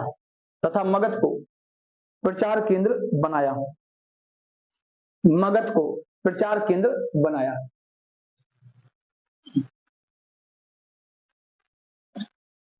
जो है ये सब कुछ जो हो रहा है बिहार में ही हो रहा है, वही तो केंद्र था। कौन सा? तो भाई अब की बात अलग है, उस समय की बात अलग है। पहले केंद्र कहाँ था? सभ्यता का केंद्र। मगध का उत्कर्ष कहाँ होगा? मगध का उत्कर्ष कहाँ होगा? मगध यानी उस समय का बिहार, आज का बिहार मगध, तो वहां पर ये सब कुछ वही होगा भाई। इतनी जैसे आज है ना 140 करोड़, ऐसे नहीं थे उस समय पर। सच्चे तो कहाँ पर है, मतलब जो लोकलाइजेशन होती है वो करा देंगे पूरा। ठीक है, अपन पढ़ेंगे 16 महाजनपद, कौशाम्बी, अभी तो यूपी में है श्रावस्ती। ठीक है, अभी यूपी में है। मगध को प्रचार केंद्र बनाया। ठीक है, कौशल नरेश प्रसेनजित का नाम सुना होगा, वो यहीं के राजा थे। कौशल नरेश प्रसेनजित जो कौशल देश था वहीं के राजा थे। हाँ, तो उन्हीं का, उनके संबंध थे, उनका परिवार जो था वो मिला हुआ था। ठीक है, आगे रखना, लाइन चेंज करके रखना।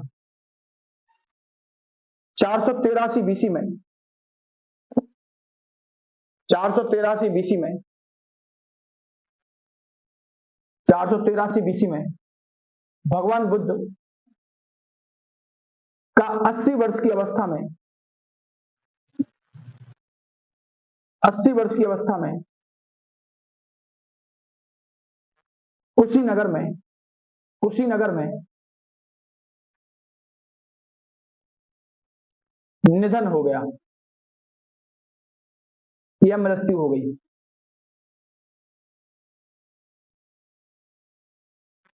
और इसे बौद्ध धर्म में महापरिनिर्वाण, ये लिखा है, बौद्ध धर्म में महापरिनिर्वाण कहा गया, महापरिनिर्वाण कहा गया।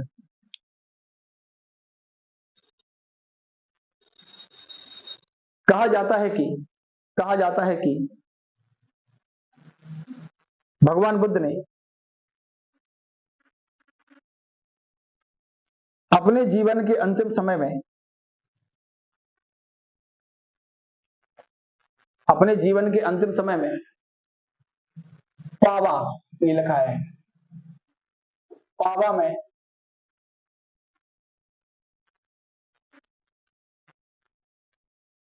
चुंद नामक सुनार के यहाँ भोजन किया। पावा में, पावापुरी। हम लगा कि उस समय की बात कर रहे थे। उस समय तो मगध वाला एरिया, उस समय तो मगध वाला एरिया आता था, उस समय तो यूपी था ही नहीं, हमें ये लगा। चुंद नामक सुनार के यहाँ भोजन किया, ये इसमें लिखा है झायंड माली में। हम आपको पढ़ के सुना रहे तो फिर दिक्कत हो जाती। बस लिखा है अपने जीवन के 155 पेज नंबर है, पहला ही पैराग्राफ, हल्ले में ठलुआ 1.5 घंटा। उसके बाद फिर इसी के अंदर शटर बंद, 2-3 घंटे इधर, बस सो गए, खत्म काम। खाना तो ऐसे नहीं खाते ना इकट्ठा पूरा। नींद तो, नींद कैसे नहीं आती? नींद 5-6 घंटे हो, नींद नहीं रहा, संडे है, सो गए, देख सो गए। भगवान बुद्ध नहीं सोए, भगवान बुद्ध को देखना, पावा में चुंद नामक सुनार के यहाँ भोजन किया। इसमें ये लिखा है, देखो सुन लो पहले, अपने जीवन के अंतिम समय में पावा में बुद्ध ने चुंद नामक सुनार के घर भोजन किया। इस कारण वे उदर विकार से पीड़ित हो गए, उदर यानी पेट दर्द से पीड़ित हो गए। इसी अवस्था में वे कुशीनगर आए। वहीं 80 वर्ष की आयु में उनका महापरिनिर्वाण हो गया। उन्होंने किसी को अपना उत्तराधिकारी नियुक्त नहीं किया, ये लिखा हुआ है, नहीं किया था। इस संबंध में आनंद की जिज्ञासा के उत्तर में बुद्ध ने अंतिम महत्वपूर्ण उपदेश दिया। आनंद, मैंने जो धर्म और विनय, विनय यानी जो बौद्ध धर्म के नियम हैं, वो विनय उपदेश किए हैं, प्रज्ञप्त किए हैं, मेरे बाद वह ही तुम्हारे शास्त्र या शासक होंगे। यानी मेरे बाद बौद्ध धर्म का कोई मुखिया नहीं होगा, वो ये कह रहे हैं। जो मेरे उपदेश हैं उन्हीं उपदेशों पे चलोगे, ये वो कह रहे हैं। ठीक है, आनंद इनके शिष्य थे, सबसे प्रिय शिष्य आनंद इनके थे। ऐसे इसमें एक पैराग्राफ और है, सांसारिक दुख के उन्मूलन के लिए ज्ञान की खोज की उत्कृष्ट अभिलाषा में सिद्धार्थ अनेक आचार्यों के आश्रम गए। इनमें से एक थे अलार कलाम और दूसरे थे रुद्रक रामपुत्र। इन आचार्यों के आश्रम में सैकड़ों शिष्य थे। यहाँ गौतम के अनेक प्रकार के कठिन योगाभ्यास सीखे, किंतु उन्हें संतोष नहीं हुआ। गौतम उरुवेला पहुंचे, वहां उन्हें 5 कौंडिल आदि 5 ब्राह्मण मिले। उनके साथ घोर तपस्या की, अन्य जल ग्रहण कर दिया, वे सूखकर नर कंकाल के समान हो गए, किंतु ज्ञान की प्राप्ति नहीं हुई। अंततः उन्होंने इस कठिन तपस्या को त्याग दिया और सुजाता नामक कन्या के हाथों भोजन ग्रहण कर लिया। इस कारण इन 5 ब्राह्मणों ने इनका साथ छोड़ दिया। गौतम अब गया गए, गया पहुंच गए, बोध गया वही, एक बट वृक्ष के नीचे समाधि लगाई और इस दृढ़ निश्चय के साथ कि ज्ञान प्राप्त न होने तक समाधि भंग ना करेंगे। मार मतलब कामदेव के नेतृत्व में अनेक पैशाचिक तृष्णाओं ने उनकी समाधि भंग करने की चेष्टा की। गौतम निश्चल तथा अड़ग रहे। 8वें दिन उन्हें ज्ञान प्राप्त हुआ और वे बुद्ध कहलाने लगे। मान लो आज बैठे तो आज से 8वें दिन इनको ज्ञान प्राप्त हुआ, बुद्ध कहलाने लगे। संसार के हित के लिए उन्होंने धर्म प्रचार करने का निश्चय किया। सारनाथ यानी बनारस में उन्हें उरुवेला में छूटे 5 ब्राह्मण मिले। उन्हीं लोगों को बुद्ध ने अपने ज्ञान का प्रथम उपदेश दिया और इसी को धर्म चक्र प्रवर्तन कहा जाता है। ठीक है, ये लिखा हुआ है और यही अपन ने लिखा है, ऑथेंटिक ही है। ठीक है, हाँ कहीं कहीं पे ये मैटर आता है, जैसे 7 वर्ष है कि 6 वर्ष है, तो किताबों में 6 वर्ष लिखा है कि 29 वर्ष की अवस्था में ग्रह त्याग किया और 6 वर्ष की आयु में क्या है, ज्ञान की प्राप्ति इनको हो गई। यानी ये लगातार 6 वर्ष तपस्या नहीं की, इधर गए उधर गए, तुम्हारे पास फिर उनके पास फिर उनके पास फिर उनके पास, अंत में उनको पता चला कि बैठना पड़ेगा 1 साल, और अंत में वो क्या कहते, अब निश्चय करके बैठ गए कि हम तभी उठेंगे जब ज्ञान की प्राप्ति होगी। वैसे अपन को करना है कि तब तक पढ़ेंगे जब तक नौकरी लग नहीं जाए, तभी हटेंगे, यही तो कह रहे हो। ठीक है, तो और 8वें दिन क्या होता है, ज्ञान प्राप्त इनको होता है। ये है लिखना, इसमें लाइन चेंज करके लिखना, लाइन उसी में लिखना, लाइन चेंज नहीं उसी में। मृत्यु के पूर्व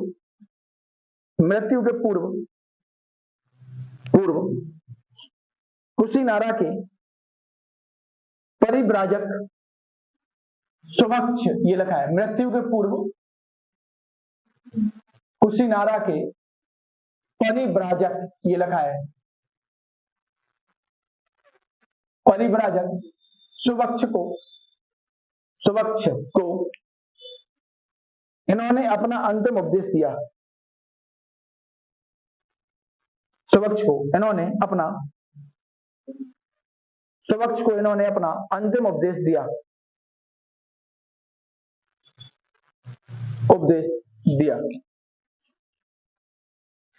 महापरिनिर्वाण के बाद भगवान बुद्ध के अवशेषों को 8 भागों में बांट दिया गया। 8 भागों में बांट दिया गया। इनकी चर्चा अपन आगे करेंगे फिर, ठीक है। इनके अवशेषों को 8 भागों में बांट दिया गया। 8 भागों में खत्म हो जाएगा, आज ही खत्म कर रहे हैं अपन, ठीक है, क्योंकि जैन धर्म भी है, लंबा टॉपिक है। लाइन चेंज करना। भगवान बुद्ध के प्रसिद्ध अनुयायियों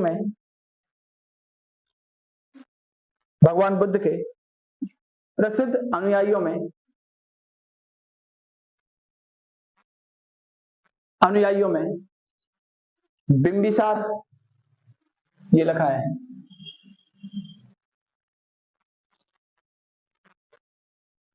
बिंबिसार, प्रसेनजित, वही कौशल नरेश और उदयन थे। ये राजा थे। हाँ, उदयन है, उदयन। हाँ, कौन के धर्म को मानते थे, ऐसे आता है क्वेश्चन। जैसे खारवेल का आता है तो कलिंगराज खारवेल जैन धर्म को मानता था। अशोक भी आएंगे, अशोक आगे चल के आएंगे, ठीक है, अशोक आगे चल के आएंगे। वो तो पूछा ही जाता है कहाँ के राजा थे और किस धर्म को मानने वाले थे, तो कलिंग यानी उड़ीसा, ठीक है। और खारवेल किस धर्म को मानते थे, जैन धर्म को। बिंदुसार तो मौर्य का, चंद्रगुप्त मौर्य का पुत्र है, और ये बिंबिसार हर्यक वंश का है। वहां पे मौर्य वंश की स्थापना होगी 322-323 बीसी में, और ये चल रहा है 512 बीसी में, ये 500 बीसी में चल रही है, तो लगभग 200 वर्ष का अंतर है इन दोनों वंशों में। वो बिंदुसार होगा, ठीक है, दुर्धरा का पुत्र, नाम एक से है, इसी में लिखना। इनके प्रमुख शिष्य आनंद और उपाली थे। आनंद और उपाली थे। हाँ, गौतम बुद्ध के प्रमुख शिष्य या प्रिय शिष्य भी कह सकते, उपाली थे।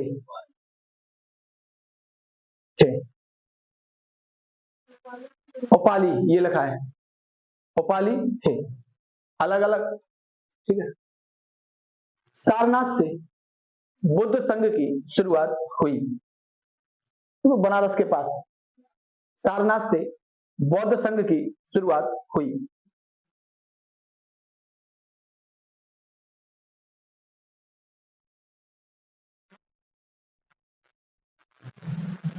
हेडिंग देना, बौद्ध धर्म की शिक्षाएं, बौद्ध धर्म की शिक्षाएं, बौद्ध धर्म की शिक्षाएं। अब देखो यहां पर क्या आता है शिक्षाओं में, बुद्ध, धम्म और संघ। बुद्धम शरणम गच्छामि, धम्मम शरणम गच्छामि और संघम शरणम गच्छामि, ये डायलॉग। ठीक है, तो ये तीन, इनको कहा गया है त्रिरत्न बौद्ध धर्म का। बौद्ध धर्म का त्रिरत्न को कहा गया है। इसमें 4 आर्य सत्य हैं। 4 क्या है? आर्य सत्य हैं। वो कह रहे हैं कि व्यक्ति इन 4 आर्य सत्यों को अगर समझ जाएगा ना तो उसको मोक्ष की प्राप्ति हो जाएगी। लेकिन वो ये कह रहे हैं कि मोक्ष की प्राप्ति तो आपको इसी जीवन में हो जाएगी, लेकिन महापरिनिर्वाण प्राप्त करने के लिए आपको मरना पड़ेगा, तब प्राप्त होगा। जब मृत्यु होगी तभी महापरिनिर्वाण आपको प्राप्त होगा। मोक्ष तो प्राप्त हो ही जाएगा। भाई मोक्ष का मतलब ये है कि तुम ये समझ जाओ कि जो है वही है, ज्यादा लालसा नहीं करनी है, इच्छा नहीं करनी है। ये जो 4 सत्य है ना, पहला सत्य इसमें है दुख। वो देखी फिल्म हेरा फेरी, बाबू भैया कहता है ये राजू एक दुख तेरे को है, तो श्याम से कहता है एक दुख श्याम को है और थोड़ा मोड़ा दुख मुझे है। ये वही दुख है। ठीक है, दुख। ये कह रहे दुख का कारण क्या है? दुख का कारण है इच्छा या तृष्णा। अपन की इच्छा क्या है? नौकरी लग जाए। उठ रहा है सुबह से, दुख नहीं है कि कौन उठे, तक पढ़े तो फॉर्म भरो, पेपर देने जाओ, नहीं हुआ तो फिर से पढ़ो, तो दुख नहीं है। तो एक दुख है नौकरी, और नौकरी पर क्या करेगी? अनेक दुख उत्पन्न करेगी। भाई तो पहला है दुख, और दुख का कारण क्या है? इच्छा। इच्छा ही व्यक्ति के दुख का मूल कारण है। आप मोबाइल की इच्छा कर रहे हो, मोबाइल आपने ले लिया, पर हर महीने रिचार्ज की, रिचार्ज का दुख हो जाएगा। ठीक है, मोबाइल तो ले लिया, लेकिन मोबाइल के जो गैजेट आते हैं, ईयरबड्स वगैरह, वो भी चाहिए, फिर अलग से पैसा चाहिए, तो मोबाइल रखने का स्टैंड चाहिए। और मोबाइल भी कौन चाहिए? जो समाज में चल रहा हो, कि भाई उंगली अलग करे, ऐसे पकड़े किनारे पे, सामने से वो आधा खाया हुआ सेब दिखे, है ना, कि एप्पल है ना, भाई दिखाएंगे ना, ये तो वही तो इच्छा है। ये कह रहे दुख जो है ना, ये पहला। दूसरा कह रहे दुख समुदाय। वो कह रहे एक जो दुख होगा ना, वो अकेला नहीं होगा, वो समुदाय में आएगा। भाई आपका दुख क्या है? नौकरी। ठीक है, अभी आपका दुख क्या है? नौकरी है। एक पहला तो आपके पास ये है, पहला दुख। जब आपका ये दुख खत्म होगा ना, अगर मान लो कम भी होगा, तो ये दुख आपको और ज्यादा दुख पैदा कर देगा साथ ही साथ। फिर ज्यादा दुख क्या होंगे? नौकरी का क्या होगा कि नौकरी जिले में मिल जाए, घर में मिल जाए, घर के पास ही। दूसरा, अच्छी सैलरी मिले। तीसरा, गाड़ी घोड़ा है वो भी मिले। चौथा क्या है? ट्रांसफर क्यों नहीं हो रहा है, सैलरी क्यों नहीं बढ़ रही है, ये सब। तो ये नौकरी से उत्पन्न होंगे दुख। अभी नौकरी नहीं है तो कोई टेंशन नहीं है, ना सैलरी बढ़ने की, ना कम होने की, ना छुट्टी की, कोई टेंशन नहीं है। कोई टेंशन है? अभी केवल एक दुख है। लेकिन नौकरी के दुख जैसे ही आपके पास आएगा, इस दुख से दूसरे दुख उत्पन्न हो जाएंगे आपके। वो ये कह रहे हैं, तो दुख जब भी होगा समुदाय में आएगा आपके पास। मतलब समुदाय मतलब क्या है कि वो घेर के आएगा आपको और चारों तरफ से घेर लेगा। और इस घेरने का कारण क्या होगा? इच्छा। वो कह रहा है जैसे ही आपके दिमाग में इच्छा आई, किसी की इच्छा हुई, किसी वस्तु की या किसी की इच्छा हुई, तो भी आपके सामने दुख आएगा। और जैसी वो इच्छा तीव्र होगी ना, तो इस इच्छा को घेरने वाले और दुख आपके सामने आ जाएंगे। फिर आप उन दुखों को तोड़ नहीं सकते, बड़ी मुश्किल होगी तोड़ने में। इसके बाद वो कहते हैं दुख निरोध। वो कह रहे हैं इस दुख को समाप्त किया जा सकता है, रोका जा सकता है, इसको रोका जा सकता है। चौथे में वो कह रहे हैं दुख निरोध प्रतिपदा गामिनी। वो ये कह रहे हैं, पहला वो कह रहा है दुख है, आपको एक इच्छा उत्पन्न हुई कि हमारा घर होना चाहिए, अब नहीं बन पा रहा है, तो टेंशन ही टेंशन है, सूख गए घर की टेंशन में। अब नहीं बना तो क्या क्या करोगे भाई, तो टेंशन तो नहीं लो कम से कम। वो ये कह रहा है आप इच्छा करोगे तो आप पे एक दुख होगा, और जैसे वो इच्छा आपके दिमाग में बैठेगी ना, आपका पूरा दिमाग, आपका पूरा शरीर, आपका पूरा जीवन दुखों से भर जाएगा, भरमार हो जाएगी। इन दुखों को रोका जा सकता है। अब कोई कहेगा कैसे, तो वो कह रहा है इन तरीकों से। तो चौथा दुख कह रहा है, चौथा कह रहा है वो कि दुख निरोध प्रतिपदा गामिनी, ये इन्हीं को कहा गया चार आर्य सत्य। तो क्वेश्चन आता है आर्य सत्य किस धर्म में संबंधित है, तो भगवान बुद्ध से, यानी बौद्ध धर्म से। अब इनके माध्यम से वो ये कहेंगे कि 8 मार्ग हैं, अगर आप इन 8 मार्ग को फॉलो करोगे तो आपके जीवन में क्या होगा, आपका जीवन में मोक्ष प्राप्त होगा। अगर 8 मार्ग को फॉलो नहीं करोगे तो मोक्ष की प्राप्ति नहीं होगी। और इन्हीं 8 मार्गों को कहा गया है अष्टांगिक मार्ग, ये कहा गया है। ठीक है, इसको लिखो पहले। हेडिंग क्या थी, बौद्ध धर्म की शिक्षाएं और शिक्षाएं लिखना, शिक्षाएं एवं सिद्धांत लिखना हेडिंग में, शिक्षाएं एवं सिद्धांत, हेडिंग पूरी कर लेना, बौद्ध धर्म की शिक्षाएं एवं सिद्धांत। सिद्धांत इनका जो चौथा आर्य सत्य है ना, इसको दुख निवारक कहा गया है। ये दुख निवारक का यानी दुख खत्म करने का वो बता रहा है। डॉक्टर होता है, डॉक्टर के पास अपन जाएंगे, तकलीफ बताएंगे, फिर वो बताएगा कि इस कारण पैदा हुआ है, ये जो तुम्हें बुखार आया वो क्यों आया, वो बताएगा। फिर वो कहेगा इसको खत्म किया जा सकता है। तुम कहोगे कैसे, वो कहे लो 4 पुड़ियां सुबह शाम दोपहर रात, खत्म, सुबह सुबह टन, है ना। तो वही ये वही बता रहे एक प्रकार से। ऐसे लिखो, ऐसे लिखा हुआ है। त्रिरत्न कितने हैं, 3। ये नहीं लिखना इच्छा वगैरह कुछ, ये तो हम समझा दे रहे हैं आपको। त्रिरत्न ये होंगे बुद्ध। क्वेश्चन ऐसे आएगा इनमें से क्या इनमें संभव शामिल नहीं है, तो बुद्ध धम्म संघ लिखा होगा, एक आध ऑप्शन में और होगा। त्रिपिटक भी नहीं है, सत्य पिटक, विनय पिटक, अभिधम्म पिटक। देखो अपन का क्वेश्चन गलत नहीं होना चाहिए जीएस में, अगर अपन ने पढ़ा हुआ है और पढ़ा हुआ आया और वही गलत हो गया, बस तो वही है, जो अपन ने पढ़ा उसमें से नहीं हो। अपन को पूरे नहीं करने 38 में 38, अपन को 32-30 हो जाए बस पर्याप्त है। तो मैथ रीडिंग में अपन पूरे कर लेंगे। तो जीएस में कभी नहीं सुनना कि पूरे हो जाएं। माता का नाम, पिता का नाम, स्टैटिक नहीं हो गई है, स्टैटिक ही है। लेकिन थोड़ा सा अपन को फैक्ट पढ़ने पड़ेंगे, जो वन लाइनर नहीं आती किताबें वो पढ़नी पड़ेंगी, वन लाइनर टाइप की।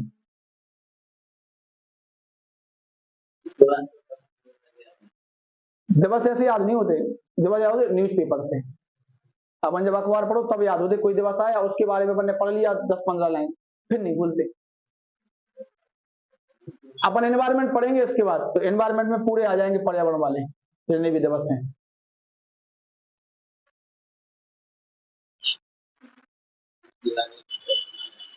दिवस से आया था हर पेपर में, एक राजधानी आएगी, एक किताब का नाम आएगा, एक दिवस आएगी। राजधानी या मुद्रा में से कोई क्वेश्चन आएगा। हाँ। किताबें ऐसी जो पिछले 1 साल में चर्चा में रही, या फिर पुरानी कोई किताब आ जाएगी, किसकी है ऐसी, हाँ ऐसी किताबें आ जाएंगी।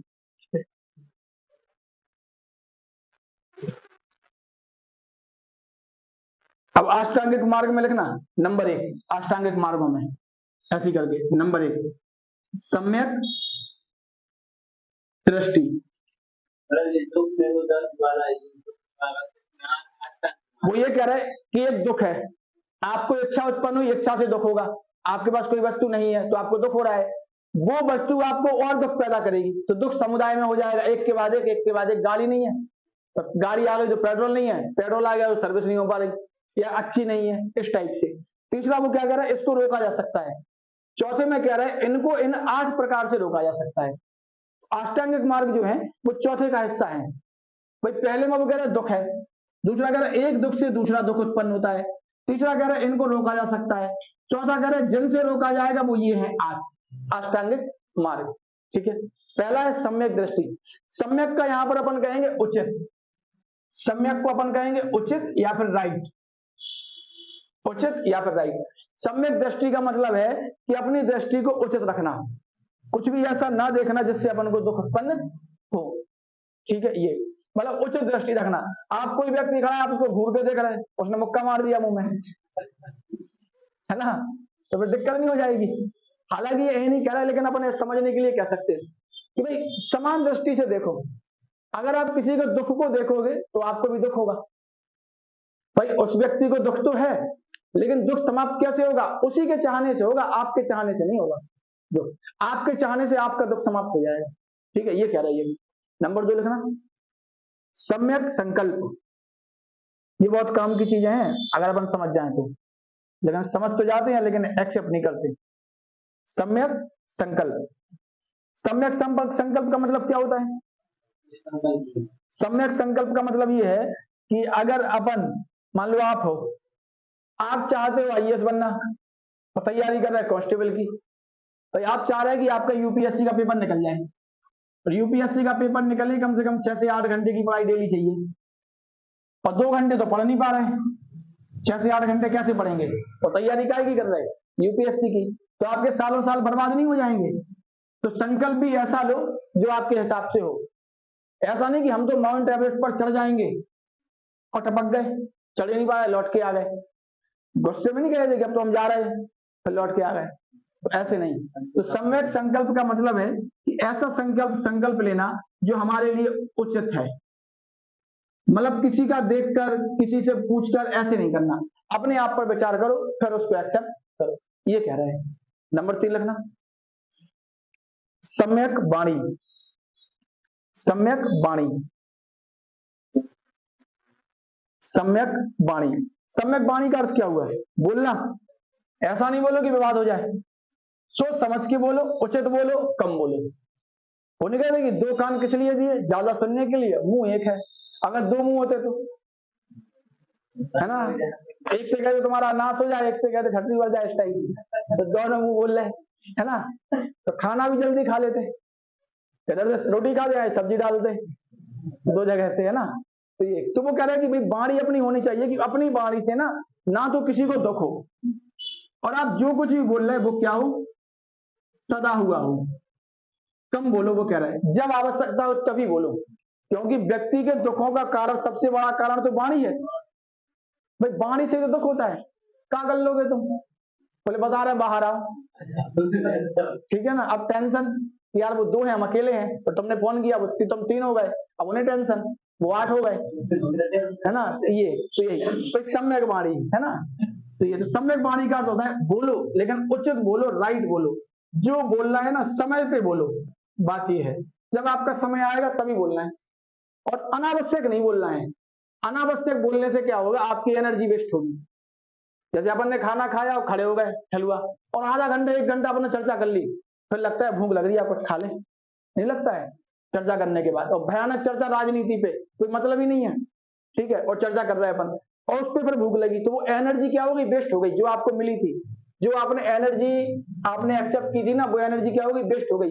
उसका आपको कोई लाभ नहीं मिला, कोई नुकसान नहीं हो गया आपके भोजन का, कि उस भोजन किए हुए आपने कोई लाभ ही नहीं मिला, ऐसी एनर्जी क्या काम की फिर?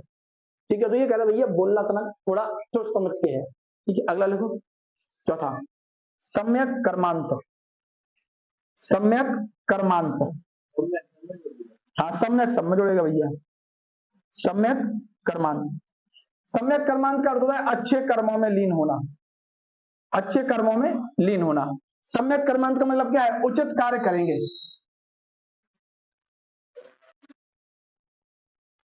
अच्छे लोगों की संगत में रहेंगे, जिससे क्या करें? वो आपको क्या करें? वो आपको प्रोत्साहित करें आगे बढ़ने के लिए। भाई जैसे आप किसी ऐसे व्यक्ति के पास खड़े हो जो व्यापारी है, जो व्यापारी होगा ना, तो वो क्या करेगा?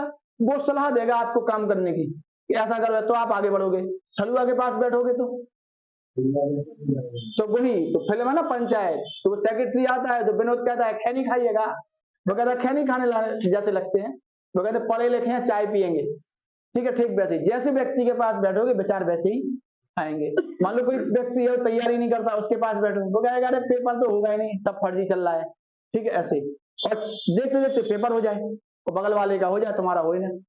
तो यही कह रहे हैं कि कर्म कैसे हो, जब कर्म अच्छे होंगे तब। ठीक है, अगला लिखना सम्यक आजीव। सम्यक आजीव, सम्यक आजीव का मतलब होता है विशुद्ध रूप से सदाचार का पालन करना, विशुद्ध रूप से सदाचार का पालन करना।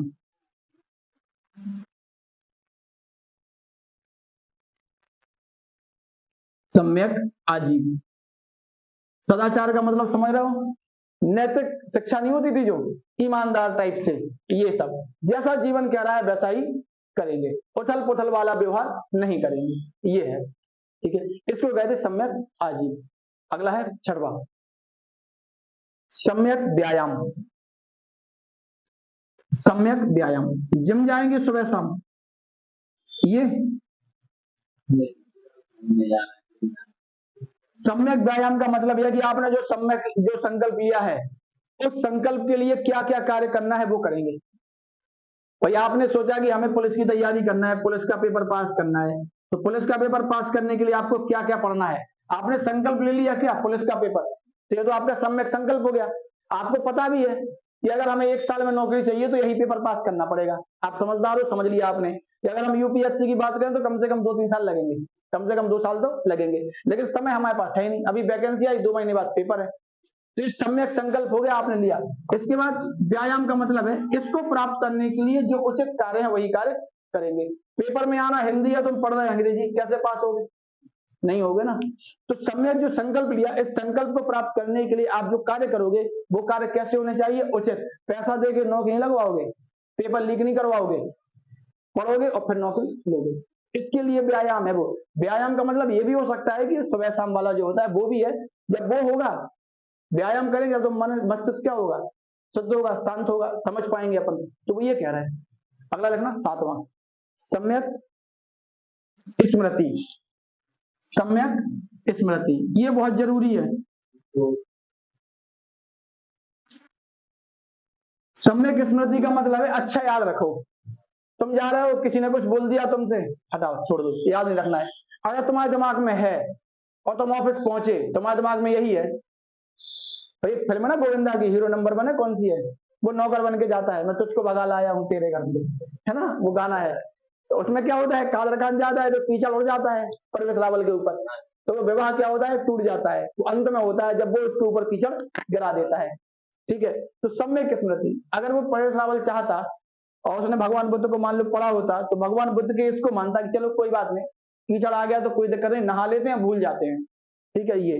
लेकिन उस चक्कर में क्या हो गया, फिल्म बन गई 3 घंटे की, है ना, पूरा जीवन उसमें दिखाया गया। तो यही, अगर कोई आपको गाली दे रहा है और आपके दिमाग में उसने मैं गाली दे दी, तो फिर तो तुम्हारा विकास मुश्किल है, ठीक है, फिर तुम्हारे दिमाग में वही रहेगा और फिर वही रहेगा, और जब भी वही दिखेगा वो तो हो सकता है झगड़ा हो जाए, उससे क्या होगा, तुम्हें दिक्कत हो जाएगी और तुम्हारा जो लक्ष्य है वहां तक पहुंचने में बाधा उत्पन्न हो जाएगी। भाई भगवान बुद्ध जब तपस्या कर रहे हैं तो तपस्या करेंगे तो कामदेव आएंगे और बहुत सारे इनको विघ्न डालेंगे तपस्या तोड़ने के लिए, लेकिन भगवान बुद्ध क्या है, तपस्या में लीन है, तो ये विघ्न ही है। आपको यहां तक पहुंचने में, पुलिस के सिलेक्शन में आपके बीच में ये विघ्न है, इन विघ्नों पे ध्यान नहीं देना है, वो ये कह रहे। तो स्मृति मतलब याद वही रखना है जो अच्छा, कि मामा ने का कह दी वो याद नहीं रखना है, फूफा नहीं आए, है ना, उनने हमें चाय की नहीं पूछी, ये नहीं याद रखना है। ठीक है, याद रखोगे जीवन ही चलता है। महिलाएं क्या करती है, यही तो याद रखती कि सास ने ये बोल दिया, है ना, मतलब वहां बोल दिया, अब बोल दिया तो ठीक है तुम बोल लेना, तो तुम्हारी बहू आएगी तो तुम नहीं बोलोगी, नहीं हाँ लेकिन ये भूल जाती है कि, है ना, वही सीरियल आता था ना, क्योंकि सास भी कभी बहू थी, तो बहू जो होती है ना वो सास बनती है, तो वही भाई वही चल रहा है ना, कि भगवान बुद्ध क्या कह रहे हैं, जिस प्रकार से एक तरंग जब समाप्त होती है तो वो दूसरे तरंग को जन्म देती है, ठीक उसी प्रकार से एक सास जब बहू को प्रताड़ित करती है तो वही बहू सास बनने पर अपनी बहू को प्रताड़ित करती है। यही तो हो रहा है, उससे भी ज्यादा।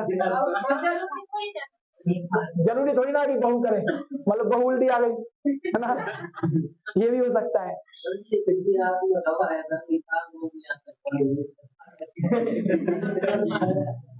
कह नहीं सकते यार। हाँ ये भी नहीं, तो समझना चाहिए ना कि बहू तो छोटी है, सास क्या है, बड़ी है। सास के पास जीवन का अनुभव ज्यादा है, बहू के पास कम अनुभव है। आप एक ऐसी लड़की से अनुभव आशा कर रहे हो कि जो दूसरे वातावरण में पली बड़ी होके आई और अगले ही दिन से तुम्हारे परिवार जैसा हो जाए, संभव है? तुम यहाँ रहे, ललितपुर में घूम रहे और पूना चले जाओ तो वहां नहीं घूम पाओगे कॉलोनी में, भाई कॉलोनी पैक है। तुम यहाँ वहां घूमोगे तो लोग तुम्हें देखेंगे, सबकी ने चोर तो नहीं है, भले तुम कोट पैंट पहन के घूम रहे, चोर तो नहीं है, पर तुम नहीं घूमोगे। तो वही तो तुम एक दिन से कैसे उस ढंग में ढंग जाओगे? तो वही तो है कि जो बहू होती है वो किसी अन्य परिवार से आई, उसका कल्चर मान लो थोड़ा सा अलग है, रहन सहन थोड़ा स्टैंडर्ड क्या अलग है, और वो किसी और जगह आती है दूसरे घर में, तो इस घर के लोग ये चाहते हैं कि ये पहले ही दिन से इनके घर के जैसी हो जाए।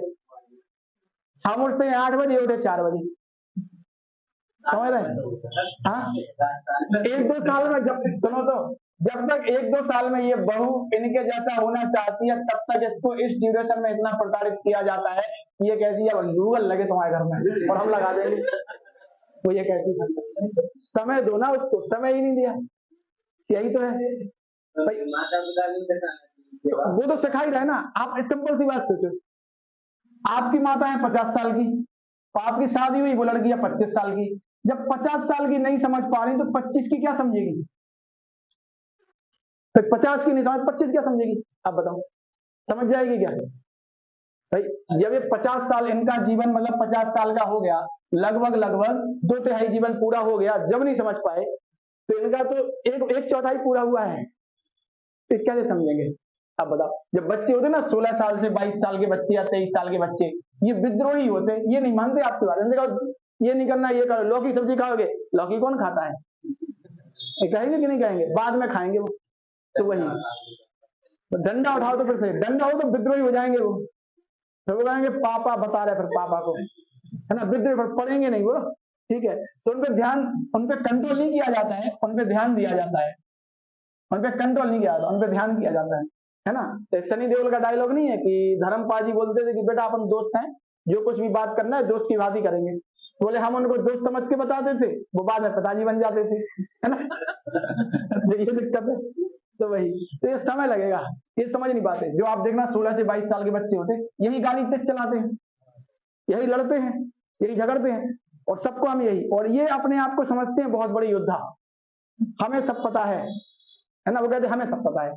हमें सब पता है का मतलब ये है कि हम जानते तुम नहीं जानते, वो ये कहते हैं। वो नहीं है कंसेप्ट, जो छोटा बच्चा होता है उसको पता होता है, वो ये जानता है कि हमारे पता नहीं सब जानते।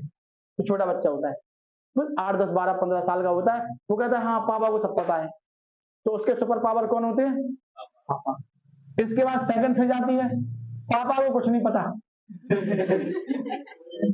वो कह रहे स्प्लेंडर ले लो, तुम कह रहे पल्सर चाहिए, पापा कह बेटा पल्सर नहीं लो, महंगी है, तेज भगती है, एक्सीडेंट बहुत, अरे क्या स्प्लेंडर से भी होते हैं, आपको पता नहीं है, ये तुम कुछ नहीं जानते। आज का समय क्या चल रहा है? समय चल रहा है सिंगल डोर फ्रिज नहीं चाहिए, डबल डोर फ्रिज चाहिए, टीवी बड़ी चाहिए, छोटी नहीं चाहिए, क्योंकि हमारे दोस्त क्या है, तुम नहीं समझ रहे, स्टैंडर्ड मेंटेन करना है। पापा को आता ही नहीं है, कुछ जानते ही नहीं है।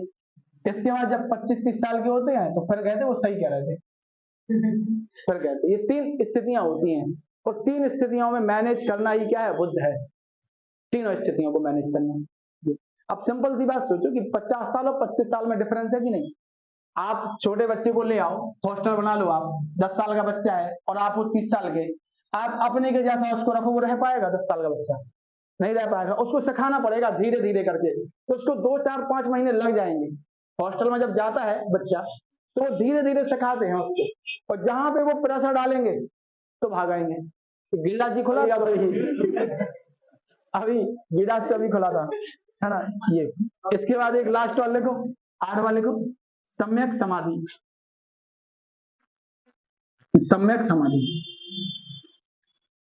यानी अंत में क्या होगा? आपका जीवन खत्म हो जाएगा, आपको किसी भी चीज की इच्छा नहीं होगी। जब इच्छा नहीं होगी तो आपको महापरिनिर्वाण क्या हो जाएगा? प्राप्त हो जाएगा। वो ये कह रहा है। तो ये होना चाहिए व्यक्ति के जीवन में, सम्यक दृष्टि, यानी देखें भी तो उचित। कहीं लड़ाई हो रही, झगड़ा हो रहा है, गाली गलौज अपन देख रहे हैं, और अपना मन करेगा कि हम भी सूद दें दो किसी में, है ना। तो वही इसके बाद है सम्यक संकल्प। भाई संकल्प ऐसा नहीं लेना है, जो अपनी औकात है उसी के हिसाब से, जो अपनी क्षमता है उसी के। तुम कह रहे कि हम पढ़ेंगे सुबह 4 बजे उठ के, अब सोते ही तुम 2 बजे हो, 4 बजे कैसे उठोगे? तो भाई 6 बजे बना लो कि 6 बजे उठेंगे, 2 घंटे सुबह 2 घंटे शाम को, इस टाइप से। इसके बाद है सम्यक वाणी, उचित बोलेंगे, सोच समझ के बोलेंगे। सम्यक कर्मांत, कर्म भी जो होंगे ना वो ठीक ठाक होंगे। फिर कर्म कैसे निर्धारण करेंगे? कर्म संगत पर निर्धारण करेंगे, संगत कैसी है। इसके बाद सदाचार का पालन या फिर सम्यक आजीव। इसके बाद है सम्यक व्यायाम, वही काम करेंगे जिन काम से आपका लक्ष्य पूरा होगा। मुकेश अंबानी अगर कहें कि जियो को हमें वैश्विक कंपनी बनाना है, तो वो काम क्या करेंगे? जियो के लिए काम करेंगे कि और किसी के लिए काम करेंगे? जियो के लिए, उसी को वैश्विक कंपनी बनाने के लिए। तो इस अपने संकल्प को उसके माध्यम से पूरा करेंगे, व्यायाम के माध्यम से। ठीक है। अगला है सम्यक स्मृति। भाई उनको बहुत से लोग गाली दे रहे हैं, तो ध्यान रखते क्या? अगर मुकेश अंबानी हो गया, अडानी हो गया, ये लोग गालियों पे ध्यान दें तो वो धनवान नहीं होंगे, वो सबसे गरीब हो जाएंगे फिर 10 साल में, टेंशन में आके नहीं हो जाएंगे। तो वही अगला है सम्यक समाधि। तो सम्यक समाधि का मतलब है जब ये सब आप में होगा तो आपके जीवन का अंतिम समय कैसा निकलेगा? सुखी निकलेगा, और उसके बाद महापरिनिर्वाण की प्राप्ति हो जाएगी, ये कह रहे हैं वो। ठीक है, एक लाइन लिखना। अष्टांगिक मार्ग को भिक्षुओं का कल्याण मित्र कहा जाता है। अष्टांगिक मार्ग को भिक्षुओं का कल्याण मित्र कहा जाता है। टाइम कितना हुआ?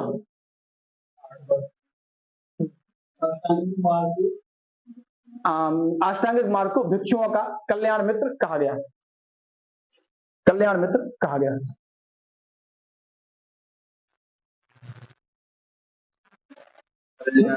मित्र कहा गया। ठीक है, इसके आगे अपन कल करेंगे डिस्कस। 3 दिन में खत्म होगा ये, आज कल और परसों। नहीं, दोनों जैन और बौद्ध दोनों। ठीक है, कोई चीज छूटेगी नहीं आपसे। ठीक है, पॉलिटी आज नहीं पढ़े, अपन कल ही पढ़ेंगे। ठीक है, हो सकता है कल भी ना पढ़े, परसों पढ़ें, अगर समय रहेगा तो पढ़ लेंगे। ठीक है, लेकिन लेके तो आना ही कॉपी पॉलिटी वाली। क्वेश्चन आते हैं, कठिन क्वेश्चन आते हैं, सरल नहीं आते और गलत हो जाते हैं।